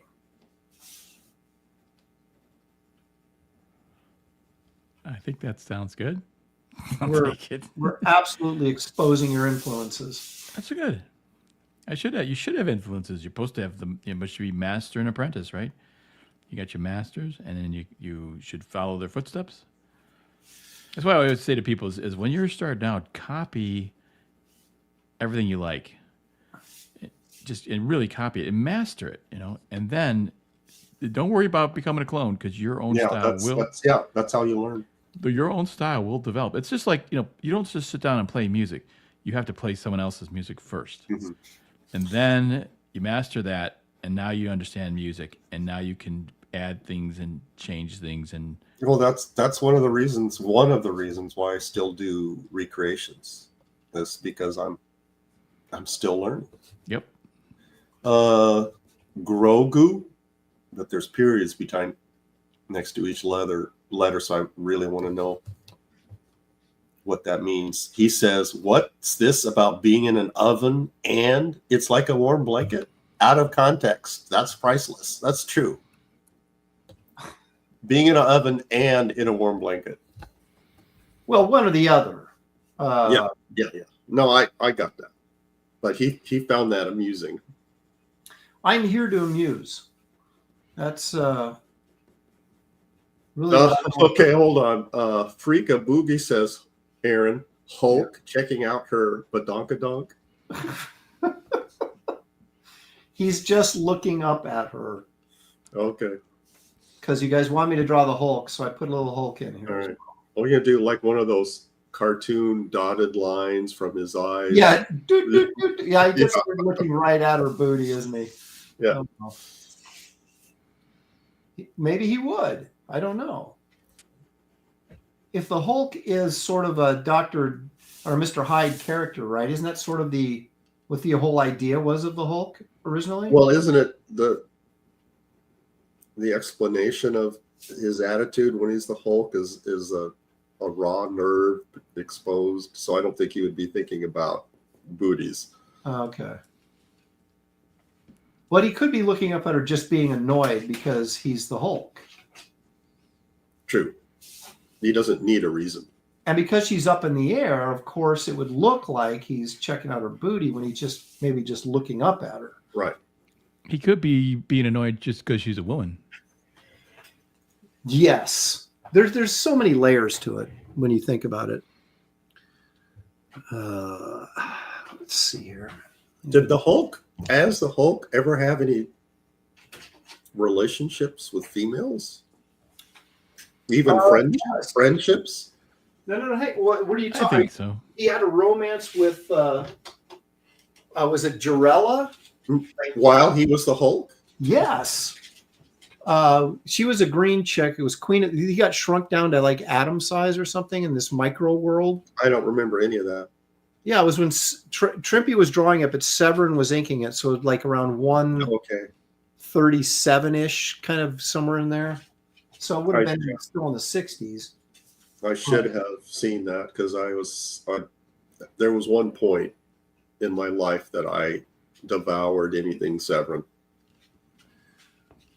I would just have this discussion with Andy and Dennis on their show earlier today where I said I've never been a Trimpy fan. I just didn't like his stuff. Yeah, me neither. But when Severin inked him, I liked it. Completely elevated. Yep. Yeah. I agree. Is that Marie Severin? No. Severin. John Severin, okay. See, Marie's stuff was okay, but she was no John. Yeah, but when John inked her, money, baby. Yeah, well, when John inked anybody. That's true, but John, when he drew his stuff himself, or like his comic book stuff, his Cracked magazine stuff was good but it was humor. When he did like superhero stuff, he tended to be a little stiff. But Marie Severin had more of a Marvel dynamic to her work. That's true. Yeah. And so she would do the drawing, and then he would come over and, ink over the top of it and really make it look like Severin, but it, like his cool stuff, but it had that more of a Marvel dynamic because Marie actually did the pencils or layouts for it. Yeah, I think John fell into that illustrator category. Yes. And so anything he inked, because he would take it over. Yeah. And anything he inked, I liked because he was. And he was a great draftsman. So he fixed all the, Yes. Great faces. There's so many good covers, like who, there was a book that Marvel did. I don't know how long it lasted, but it was called Combat Kelly. Oh, yeah. 1972, basically just a war book. How do you remember the year? Well, because it had those the box covers, and they only did those in 1972. Oh, okay. And what was I thinking? Yeah, I know, you idiot. And but there's a great Severin cover with him having the guy Combat Kelly, whoever, the GI guy had the grenade in his hand, is about ready to toss it. It's just a great cover, and but it's all Severin, His Western stuff was great. Yeah, he did a bunch of adventure / war stuff for Warren. Yes, Like French Foreign Legion stories. Yes, you know, I mean, just stuff like that were just amazing. Yeah, and it's really hard to find any of his original work other than the cracked magazine stuff is everywhere. I've always wanted original of that stuff of his. Yep, I want a Cole page so bad. Yeah, and you know, remember the eagle, that American Indian character. Was that a? I'm trying to remember. I'm trying to think. Was that a '50s comic or was that a? No, it was more modern. He did a portfolio with that stuff and several stories. I can't remember where they appeared. I think it was probably Warren stuff. I'm gonna might have been like, I don't know, 1984 or you know, a magazine like that. Yeah, I'm gonna have to go back and look because it sounds familiar, but I can't quite. It was a story of an American Indian and fully, you know, A+ John Severin stuff. It was great. I mean, you have battle scenes with you know, hordes of Indians on horseback against cavalry on horseback, you know, and stuff like that. Yeah, crazy stuff. Can you imagine putting that much work into a comic book page? I know. Especially for what these guys were getting paid, most likely. Yeah. Although Warren paid pretty good. But still, you could tell that he was, you know, making a statement. He was using a duotone. So there were gray tones in the artwork as well. And so it was amazing. I know that Andy Smith. Hey, Andy. Gary, tell Dan to check his email after the show. Dan, check your email. Check your email after the show. There it is. I have to remember now. You have to tell me it's right at the end of the show. Because I won't remember. I can't tell you how many times I've been pulling the car in and I see the porch light is on. And pretty much when I pull it into the garage, I've forgotten. Go, what did I just see? I saw something. One or two steps and then it's gone. No, I do the same thing. I go into the kitchen for a specific task and then I'll see something and I'll go do that. And then I'm like, okay, why am I here? Yeah, exactly. You get distracted. I yesterday, for a perfect example, I went to we should not be telling old bad memory. Oh, this was when I was like because that's just gonna, this is when my whole life has been like this. It's nothing new. Nothing new here. There will be some point where the doctors will diagnose me with Alzheimer's, and my wife will be like, "No, he's just stupid." You go. He's been doing this. You don't remember shit. But he can't seem to remember even anything. Like, yeah, and that's not new. Oh, dude! Yesterday I was trying to print out. I'm doing a cover for a guy, and I'm trying to print out the reference, which I knew was on my desktop. Right? Have you gotten to the point to where you have the reference, but you're not sure where to find it, so you just you go on your computer and look anyway, Google it anyway, because you don't want to spend the time digging through your computer trying to find it. I can just Google it and get it. Yeah, I do that all the time. But I sat down and then got distracted by YouTube or something in my email. And then that distracted me to something else. And then I was there for 15 minutes. I got up, started to walk back over to my drawing table. And I was like, I don't have the reference. That's what I sat down for, was to get the reference. And it's like, you do that. And it's like, I wasted 20 minutes and I still didn't get what I sat down to get. Yep. Pantheon says, Herb Chirpy layouts on Machine Man. Barry Smith inks and colors. Fantastic Machine Man. Barry Windsor Smith came back. His comeback book into comics. Yeah, I remember that. That was a nice looking book. Yeah. Look at Dan writing a note to himself. He's going to tie a string around his finger, but then he can't remember what he put the string on there for. Yeah. Just remember something. What? Yeah, Dan, write a note and to tell yourself where you're putting that note. Can you read that? It's always fascinating to me when you talk to other artists and guys, maybe even guys you think are like really great, like Dale Keown, right? And you think, well, he must like the best of the best, must be his like favorite artist, right? But he loves Trimpe, Really? because that's what he grew up on reading the Hulk. Okay. And well, I mean, David Williams is like that. We have a lot of similar tastes, but every once in a while he'll say something, like today. Check out Jerry Robbins. Like, no, it was Frank Robbins. Stuff, It was Frank Robbins. I was like, are you serious? I was looking through that though. That was great stuff. Yeah, but what he showed was that daily strip, not his comic. Not the Captain America. Yeah, oh god, that stuff was bad. Even as a little kid, I quit. I love Captain America, but I quit reading it because of Frank Robbins' artwork. I can't take this crap anymore. Yeah. When I saw that, I was like, it hurt my eyes. Okay, I mean, I kind of remember him, not doing a great Captain America, but the stuff that David was showing me today, like, oh my gosh, I'm like, this guy's so good. Well, yeah, but it was newspaper strip stuff, and that's when he was getting paid. Yeah, he was getting okay, paid really that was good stuff. Dan, Aviator Surge has to date the note. I don't know the date though. That's the problem. He doesn't know the date, so yeah. We're 2025, right?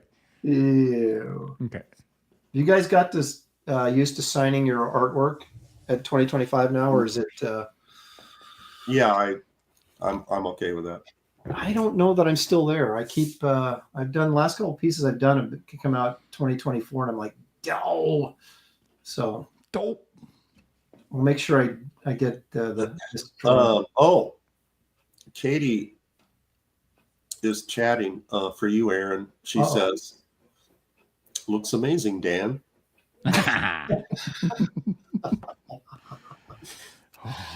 Doggone it, Katie. Yeah, Past Master Dan. It was called American Eagle. Yes, that's it. Thank you. American Eagle. Yeah, it's awesome. Look it up when you get a chance, Aaron. We're an American Eagle. We come. He did, double splash pages, and I mean, it was amazing. I never met John Severn. I met Marie once and got her to do a sketch for me, but never met Big John. No. I was going to say that Dunbeer told me, Scott Dunbeer told me once that he knows who has all that Severin Cole stuff. And they're not letting it go. Right. And he wouldn't tell me who it was, obviously. I mean, if you had it, would you, A, let it go, B, want people to know that you had it? No, because no. Yeah, I would get bugged all the time for it. But at this point now, even if you put up, whoever has it, put it up for sale, I probably couldn't afford it. It's probably, a fortune. But wouldn't the artist edition of his work be amazing? Yes, actually, that's one I would get, because I don't get all artist editions. Like I got the Dave Stevens one, and I have the Buscema Silver Surfer, the Silver Surfer's on the cover, but it's a Buscema one of just various different things. I know it's all Silver Surfer. I take it back. And I have the Wrightson one, and I think that's it. Because like people are like, oh, you got to get the Simonson one. And I was like, Simonson's stuff is so bold that I didn't really feel like I would be seeing anything in there. The Marvel Golden, Michael Golden book is worth getting. Because you see, keeps telling me that. I haven't like that Avengers annual story that he did that Armando Gil inked.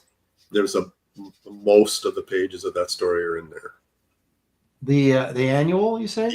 Yeah. And there's a bunch of stuff like that in that book. It's definitely worth it. And I guess the whole that Wolverine as a action figure story, at Christmas stories. Yes, that's in it. Yeah. That's my favorite Golden story ever. And there's, several of the Marvel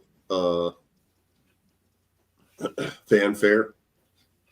Bunch of that stuff is in it.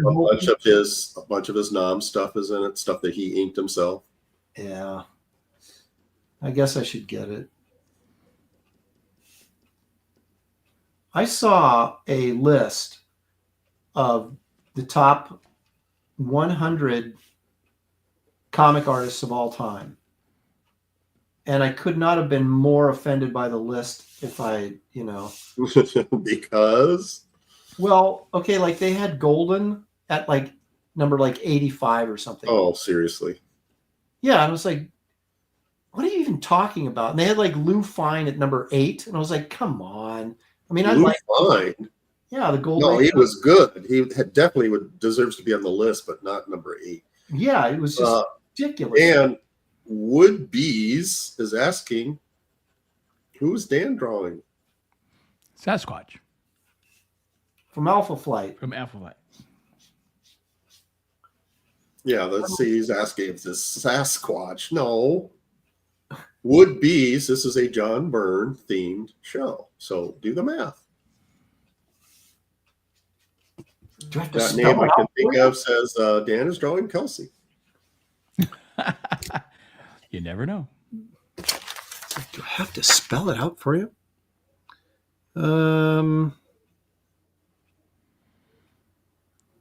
Need some glasses though. Are we almost done here?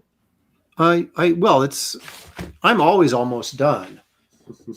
Question is you talking about your career? No, that's finished, Gary. That's done. That's finished. A long time ago. Oh. I'm ready to rock and roll. If Mike TV Dub, not familiar with you, Mike. Welcome to the show. He says that's an excellent Sasquatch. What's funny about that? I'm not sure why everybody thinks that it's okay to take shots at the host. I don't understand that. If it weren't for me, there'd be no show. That's true. And yet, I think, you know what I think it is? And then we take shots at you. I think Katie's like a rebellion leader, right? And she's just in there stirring up the crowd against me. I think that's what it is. Well, Aaron, I do have to confirm that she offered to make you a sandwich. Yeah, that's a piece. That's a total piece. I don't recall her, willy-nilly offering people sandwiches. I think just you're the only one. Okay. Well, yeah, I'd say that's huge, man. All right. So you guys are saying I should go on our stream, is what you're saying? No, I'm just saying, it's not as combative as you think. All right. Katie says, I'm just sitting here and be a good girl. Okay, now that's pushing it. Let's not get too carried away. So Aaron, are you questioning that she can be a good girl? See, Gary, now I'm starting to think you're stirring the pot. The more I think about this, no, I just don't understand why you have a problem with that statement. I'm starting to think that Katie's innocent and you're the problem. Yeah, that could be. It's starting to. That's kind of my gig, isn't it? Yeah, I guess you had to get paid. You're Jerry Springer, Yeah, exactly.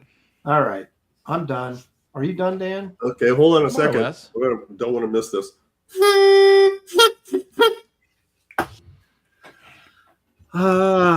Stealth. The Stealth's my buddy. He's a good guy for $2. Coming along nicely, Aaron. Thank you, Stealth.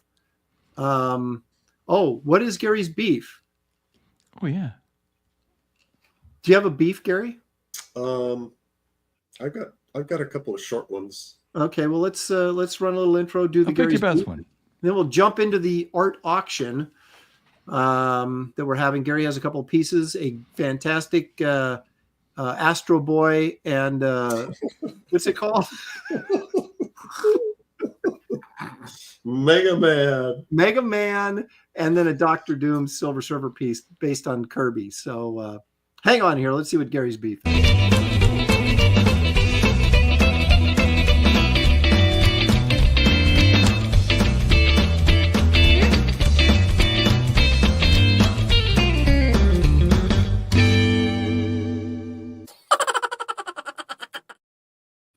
All right, Gary, what do you got for us? Okay, a couple of them. One of them are people who use the phrase when they're referring to a close relationship as my partner.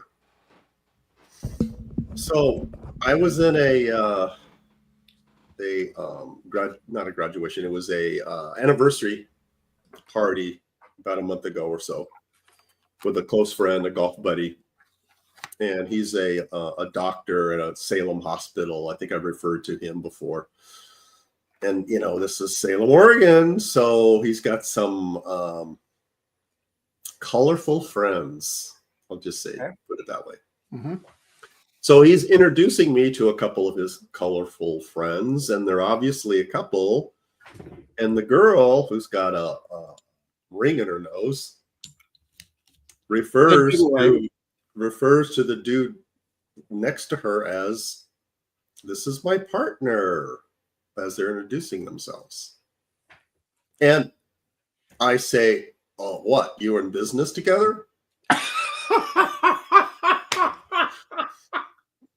And they did not appreciate that. And so I let it go, you know, acted dumb and old. I'm not hip to this, you know, modern lingo. So, you know, people out there, do me a break and don't refer to a loved one as a partner, please. Oh God, that's so funny. Are you guys in business? What Howdy, partner. They didn't. And the other one, you know, maybe that you have to rethink all the westerns. Howdy, partner. Yeah, that's true. That's true. The other one is women who paint on their eyebrows. I don't like that either. But it's one thing to augment the eyebrow with, you know, color or whatever, but women who will shave off their eyebrows and then paint on what they think are perfect eyebrows. So should I take that hint and because I'm jealous of Aaron's beard, to shave off my beard and paint on a beard that I think looked like Aaron's, and you think like I'm pulling that off? It is like, now look at me now. Nobody will notice. This is paint. Definitely, yeah. Oh man. Add some, take off some years off, you know, if you look, you know. I just want everybody to take a moment and realize that everybody that refers to me as a grumpy old man, that's a grumpy old man right there. Gary, I think you could get some extra money here, you know, because you could do some killer eyebrows for these ladies, you know. I mean, you got your ink pen out there, number 2, Sable, man, fine lines. I mean, you could give him a Bernie Wright. That's true. Oh, wait a minute, you guys, hang on a second. I missed something earlier. Leg Kick for $5 said, "Do Wolverine in the Sewer, Byrne's famous piece." Too late, but thank you, Leg Kick, for putting that in there. I wouldn't have done it anyway. Was that an early chat? Yeah, I don't remember doing that one. I missed that totally. Sorry, Leg Kick. But that's why I go back. I go back and find. I'm not going to reread Katie's. I can tell you that. Okay, let me pull up. Where'd it go? Artwork. Oh, hang on a second. Yeah, before we do the auction, we're going to do that in just a minute. But you can go ahead and pull it up, Gary. Okay. Okay. So I've got Phoenix. I'll make myself big here. I got Phoenix with her booty call there, and the whole. Apparently checking her out, which was not my intent when I drew it, but it always ends up being something like that. So, well, he kind of. Well, that would get my attention too. I mean, I think I can't imagine, you know. He kind of looks indifferent. Okay, well that's good because he's the Hulk, right? But yeah, it's like no, he's actually looking at the viewer, saying, "What are you looking at?" Yeah, there you go. I like it. So anyway, there's my rendition of X-Men that I never read, but this apparently would be Dark Phoenix. It looks good. Very nice. Very nice. And I like that you did 2 figures. Holy shit. Yeah, so there's no stopping me. I'll see now. Here comes Katie. Looks great, Aaron, as always. Thank you, Katie. I appreciate that very much. Well, at least you were able to read that without any sarcasm. Yeah, you can't add sarcasm into that one. Yeah, that was bulletproof. That was bulletproof comment, man. Okay, let's try it. And she was yelling. She was yelling it too, so I know she was sincere. Yeah, let's try adding sarcasm up. Looks great, Aaron. As always.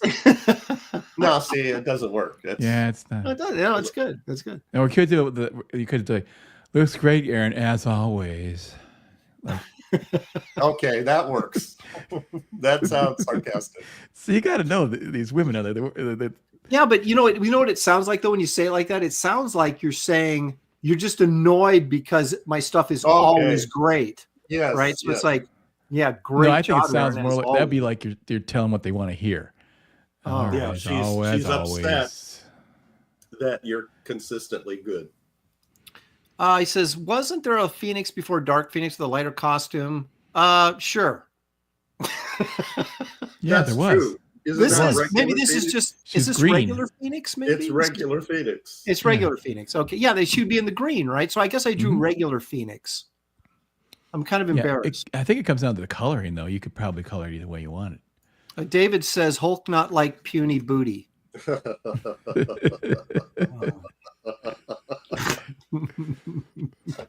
Okay, you've got to caption that now, Aaron. That's what he's saying.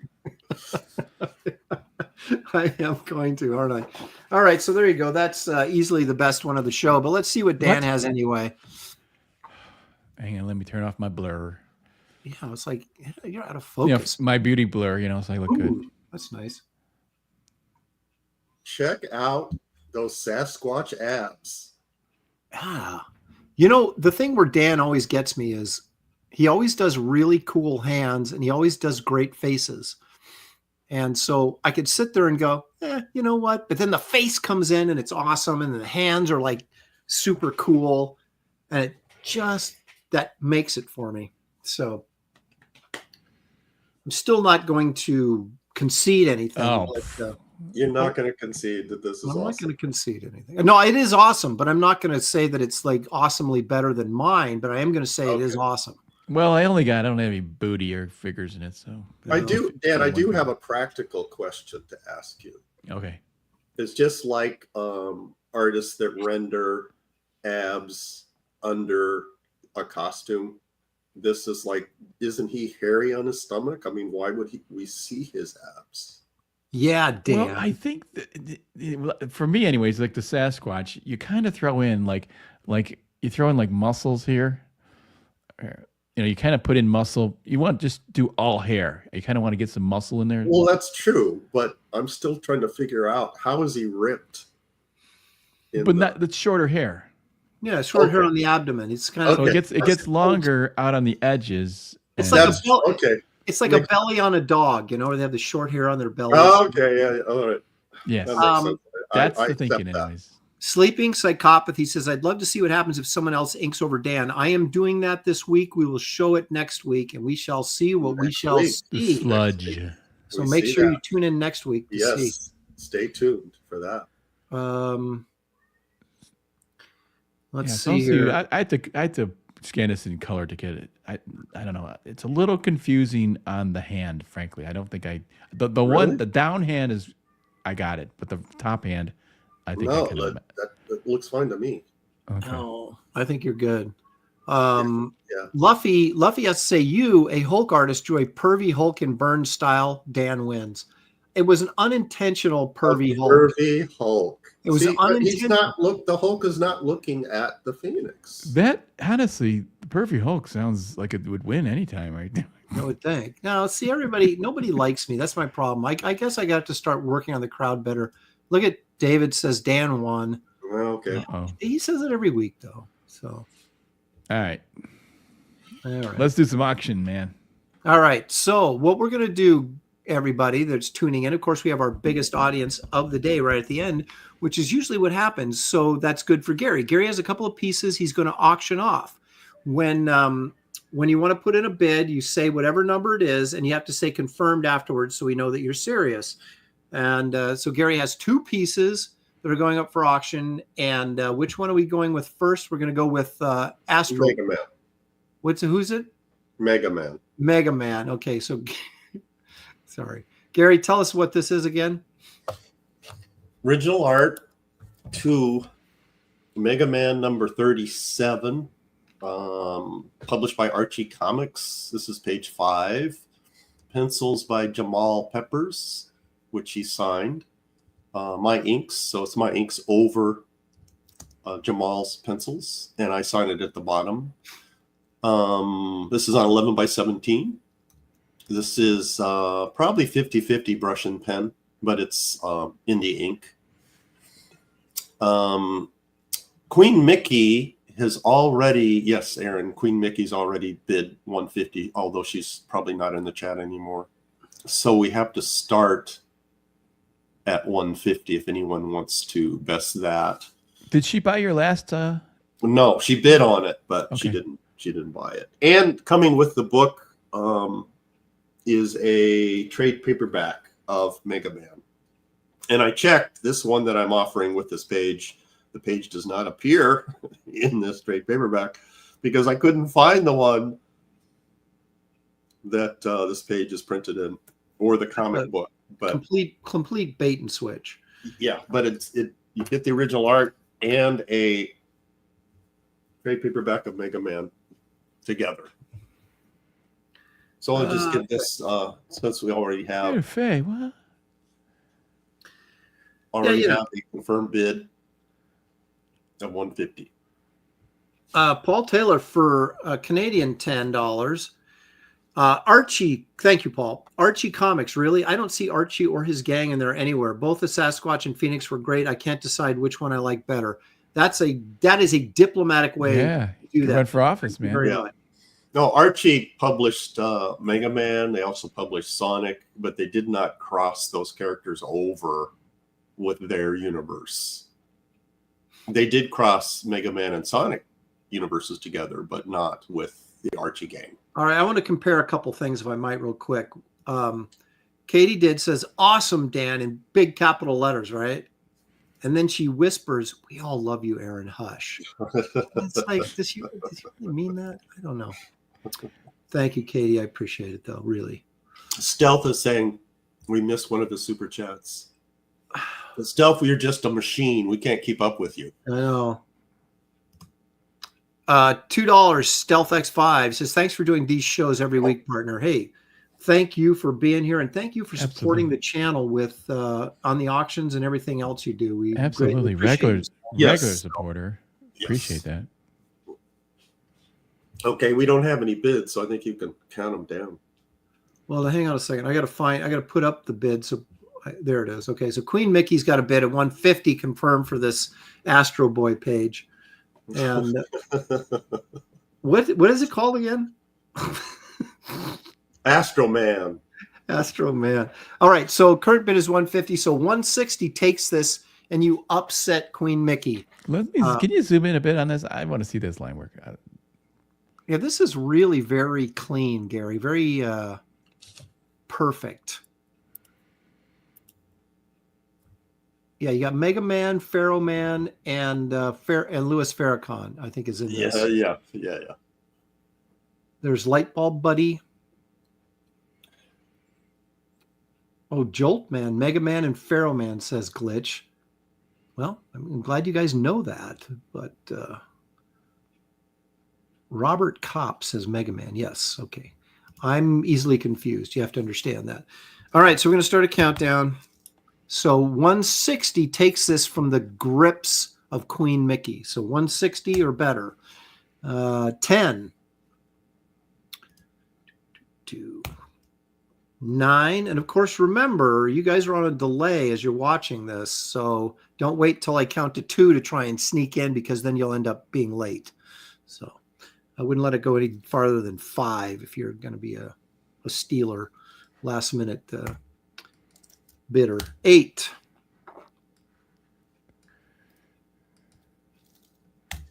7. I think you could go faster.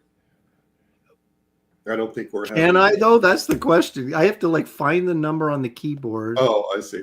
5. I don't think we're going to get any more bids. You never know. Unless someone is being stealthy. 5, 4. Remember, this is to buy Gary's groceries this week, so be generous. That's right. Yeah, I have to stock up on Doritos before they yank them off the shelves. Remember, folks, this is how we pay the electric bill. Oh, here we go. 2. We're getting down Brian to suddenly old says the tension, the drama. It's incredible. 1. Here we go. 1. 0. You know, if Kelsey was in the chat, he'd bid on this. He loves this stuff. Stealth X5 says, which kind of Doritos? That's a good question. Going once. The classic. Going twice. Going 3 times. 2. Queen Mickey. Sold to Queen Mickey. Well, you keep saying regular Doritos. Is there a regular Dorito? Isn't there like ranch and nacho cheese? But there isn't like Doritos with no flavor, is there? I mean, like regular Doritos? You might be right. Yeah, I'm thinking of the ranch, but I think you're right. They because they have several different flavors now. Well, Glitch says I only get the ranch. Chili Heat Wave is the only Dorito. Is that one they only get in Europe? There's a spicy one, there's a cheesy one, and there's a ranch one, I think. Sleeping Psychopathy, who she is an expert. I checked on her on this. Nacho cheese is the regular. She knows her nachos. Okay. See, I just go by the blue bag. That's ranch. And the bag is blue. Now, Paul Taylor says those are called taco chips, the regular ones.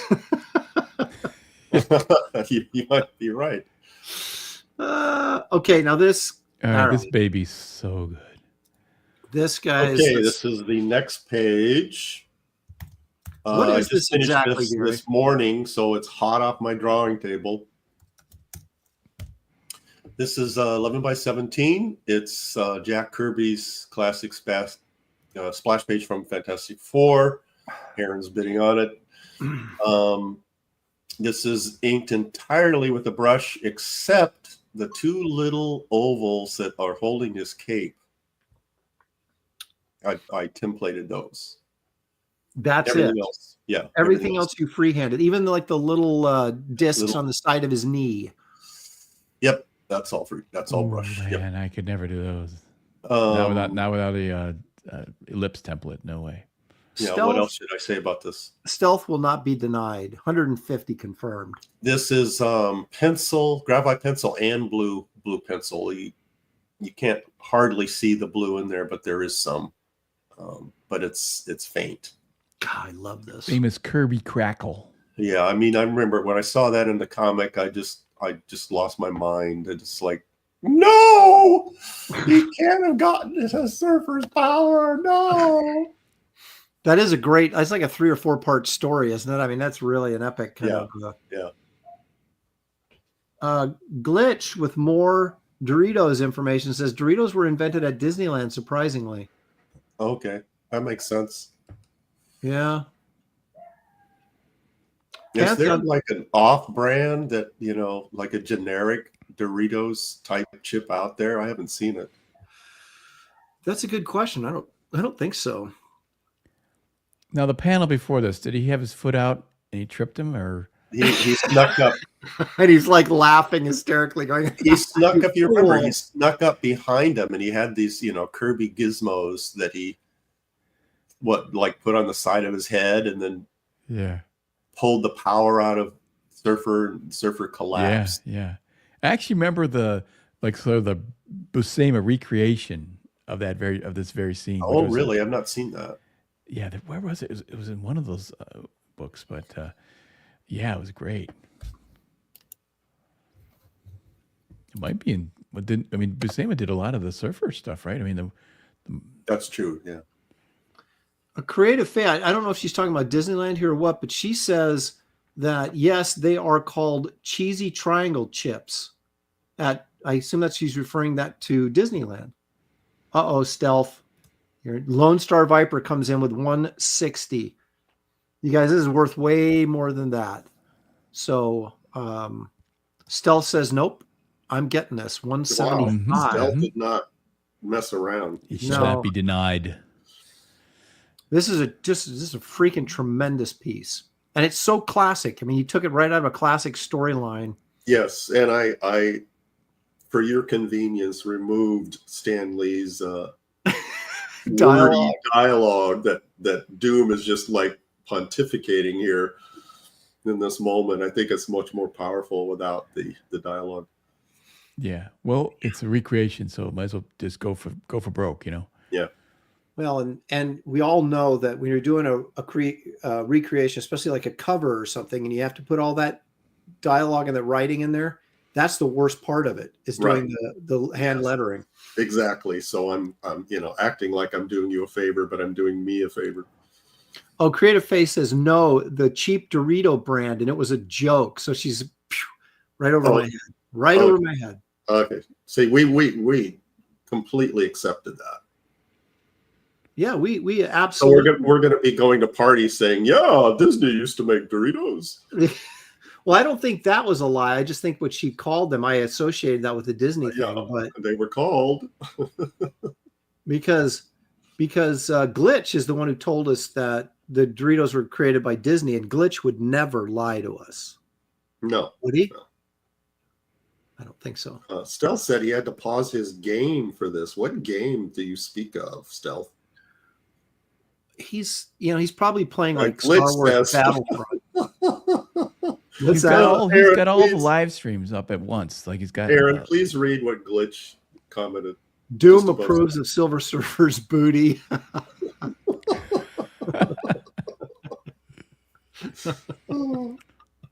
Yeah, I guess so.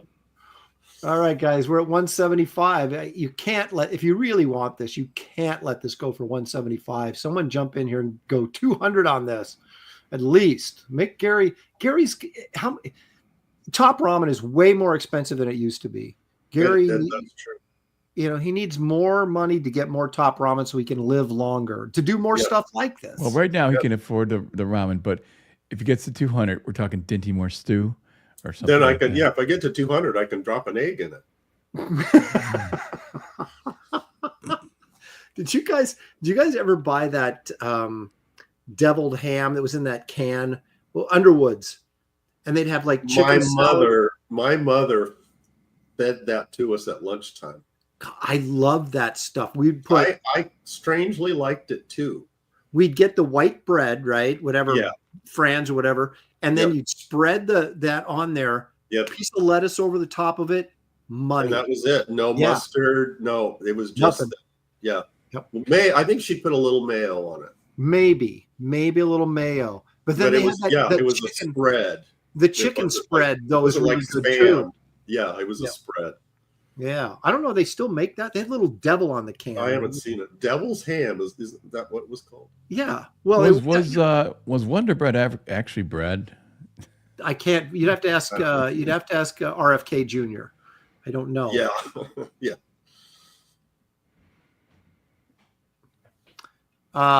This has nothing to do with anything. But Sleeping Psychopathy says, didn't the governor of Oregon just do a press release saying that you guys are remaining a sanctuary city? Yeah, I just heard that today and I laughed. I said, well, yeah, tell that when the feds come in there. Yeah. Okay? What are you going to do about it? And remove all the federal. Well, anybody that tries to block that, even the public officials, are subject to arrest. Yeah. So go ahead, go for it. Yeah, please remain a sanctuary city. You know what's crazy is I was watching the news and they, when they sort of the green light was given, they went right to the houses. They knew exactly where these people were with arrest records. As long as you're armed, they knew exactly who they were. Well, they couldn't do anything. Yeah, they've known. It's like the whole community knows. It's insane, All right, enough politics. Yep. Yeah. Okay, should we start? What would be Doom's political? What would be Doom's political affiliation? Leg kick comes in with 200, and I'll tell you, leg kick, he's back working now. He was on strike with, I don't know if should I reveal this information of where you work? No. I won't No. But now he's apparently got money again, so he's throwing it around. Yeah, okay. Stealth says you can throw around as much money as you want, but you're not taking this home with you, is what he said. I was going to ask if leg kick was in a union, but Stealth. Well, if he's on strike, irrelevant. Leg kick says, irrelevant. "Oh yeah, take that." Oh boy. Uh-oh. That's so apparently leg kick got his first paycheck. He's been back to work, got his first paycheck, and he's trying to spend it wisely. Yeah, he is. This is a freaking awesome piece. I was going to buy, if it went cheaper, I was going to buy it and give it to my son as a gift. But should we make Gary big here? Let's make Gary big. Now, is the page yellow like that? Because if it was, that's the light. Because that would be really cool. Because then it'd feel like it was old. Yeah, no, that's the light. But see, 11 by 17. Stealth says, you know what? 250. I'm taking it. Nice. Thank you, Stealth. That's an amazing recreation, I tell you.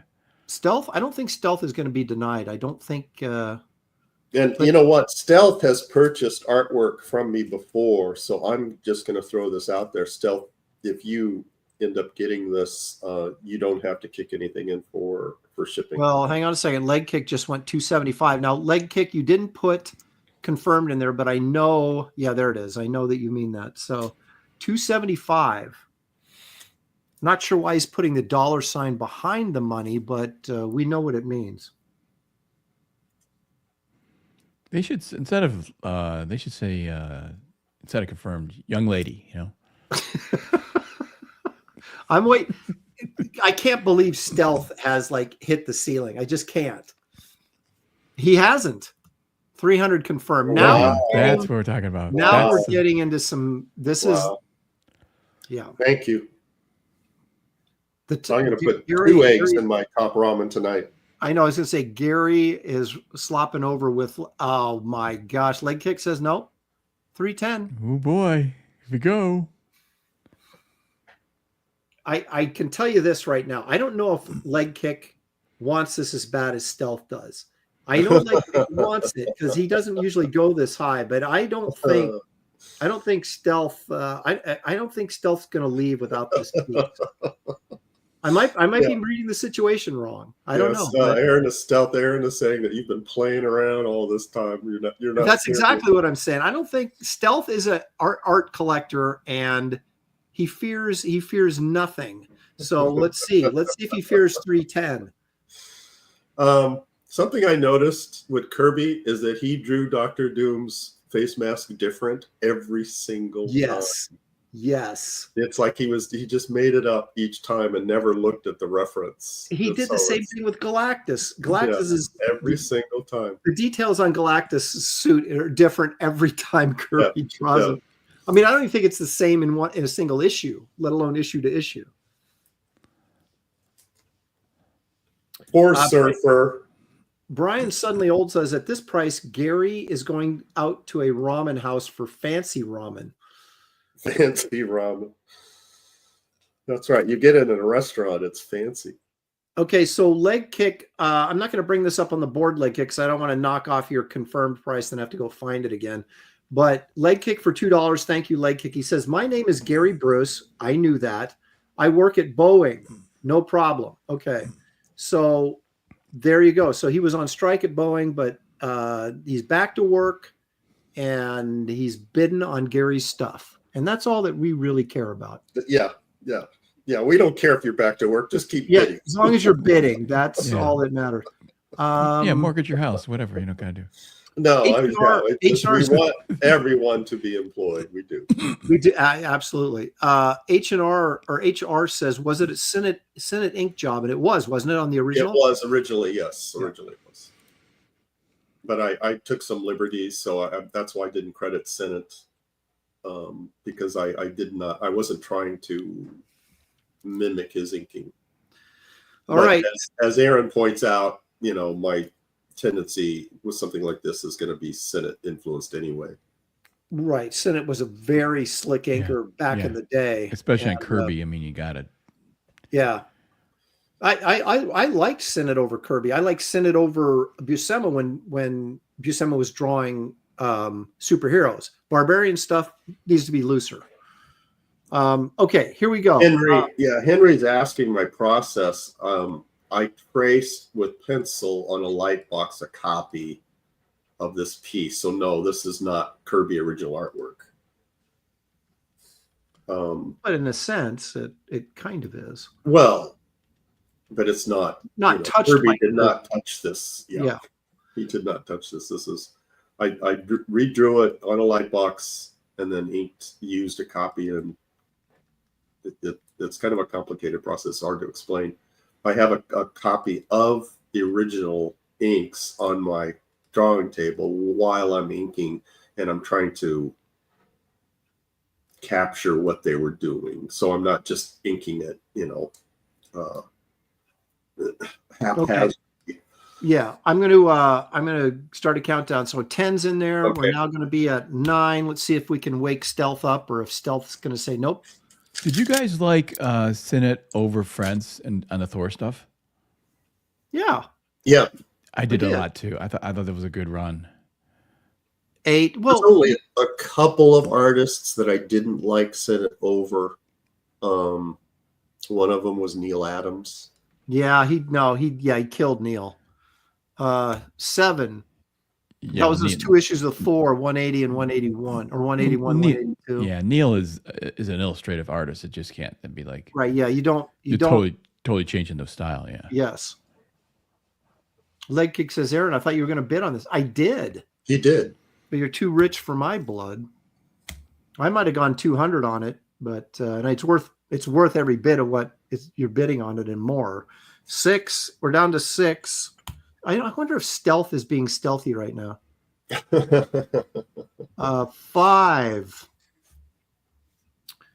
Okay, Stealth. It's in plastic, by the way, if you are wondering what that sheen is.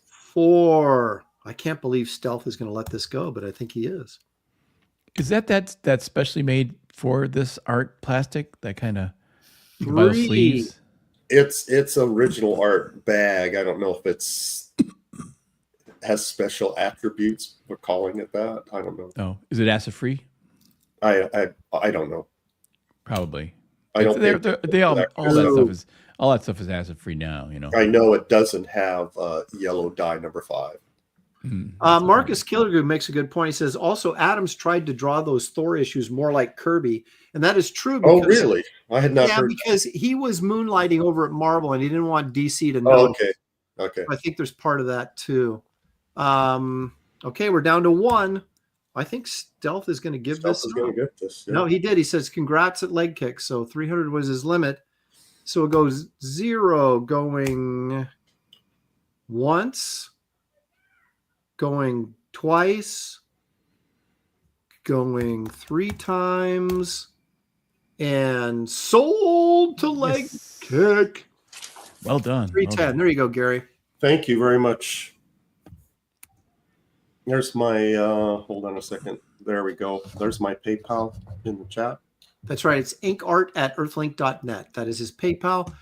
Brian Suddenly, Aaron, are you going to any local conventions this year? I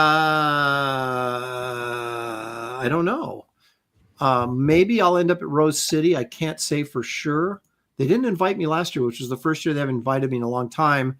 And it may just because they're tired of me being there every year. I stopped going to Portland shows. It's just too much of a freak show. What do you really think, Gary? Yeah.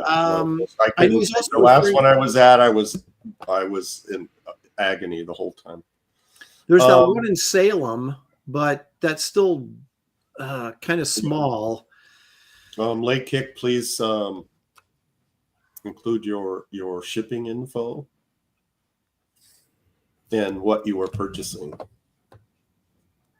I've had people buy stuff and not tell me what they're buying. It's very confusing. And my fear is to ship something incorrectly to someone. Yeah, it's it is a real phobia for us old people. So make sure that you put in there what you paid for. Yeah, I Thank you very check. much. I appreciate it. Thank you. I double check. I triple check. Especially this last time we had several going out. I make sure. I kind of did them one at a time just so I wouldn't mess it up. Well, Dan accidentally sent me this because he wasn't paying attention. So I'm not gonna, hey, that's what do they say that possession is 9/10 the law? So yeah, it's true. You have it now. I have it now, so it must be mine. Okay, guys, that's going to do it for today. I got to run and get over to the Landing Party, the Star Trek show with Graham Nolan, me, great show, Star Wars girl, who is the Star Trek girl during the show, and Ron Garney. So you don't. Her knowledge is impressive on Star Trek, I tell you. Yeah, she knows her stuff. Her opinions, I don't necessarily think are all that great, but she does know her stuff. Anyway, all right, guys. Thank you for the super chats. Thank you for the bids and making this an eventful thing for Gary, so he can eat more ramen. Yes, thank you very much. We do appreciate you helping us survive. What is today? Wednesday. Okay, so I won't see you till Sunday night on Aaron Live, but make sure you're back here with us next week. I don't know. Someone's going to be here extra. There'll be 4 of us next week. I'm going to drag somebody in here kicking and screaming. And and be looking for the poll Monday, which I think is my turn to do a poll. And so I'll put something interesting and fun in there, and we'll do it. So enjoy the rest of your week until I see you again. And we'll see you guys right here next week on Graybeard's Studio. Good night, everybody. And thank you.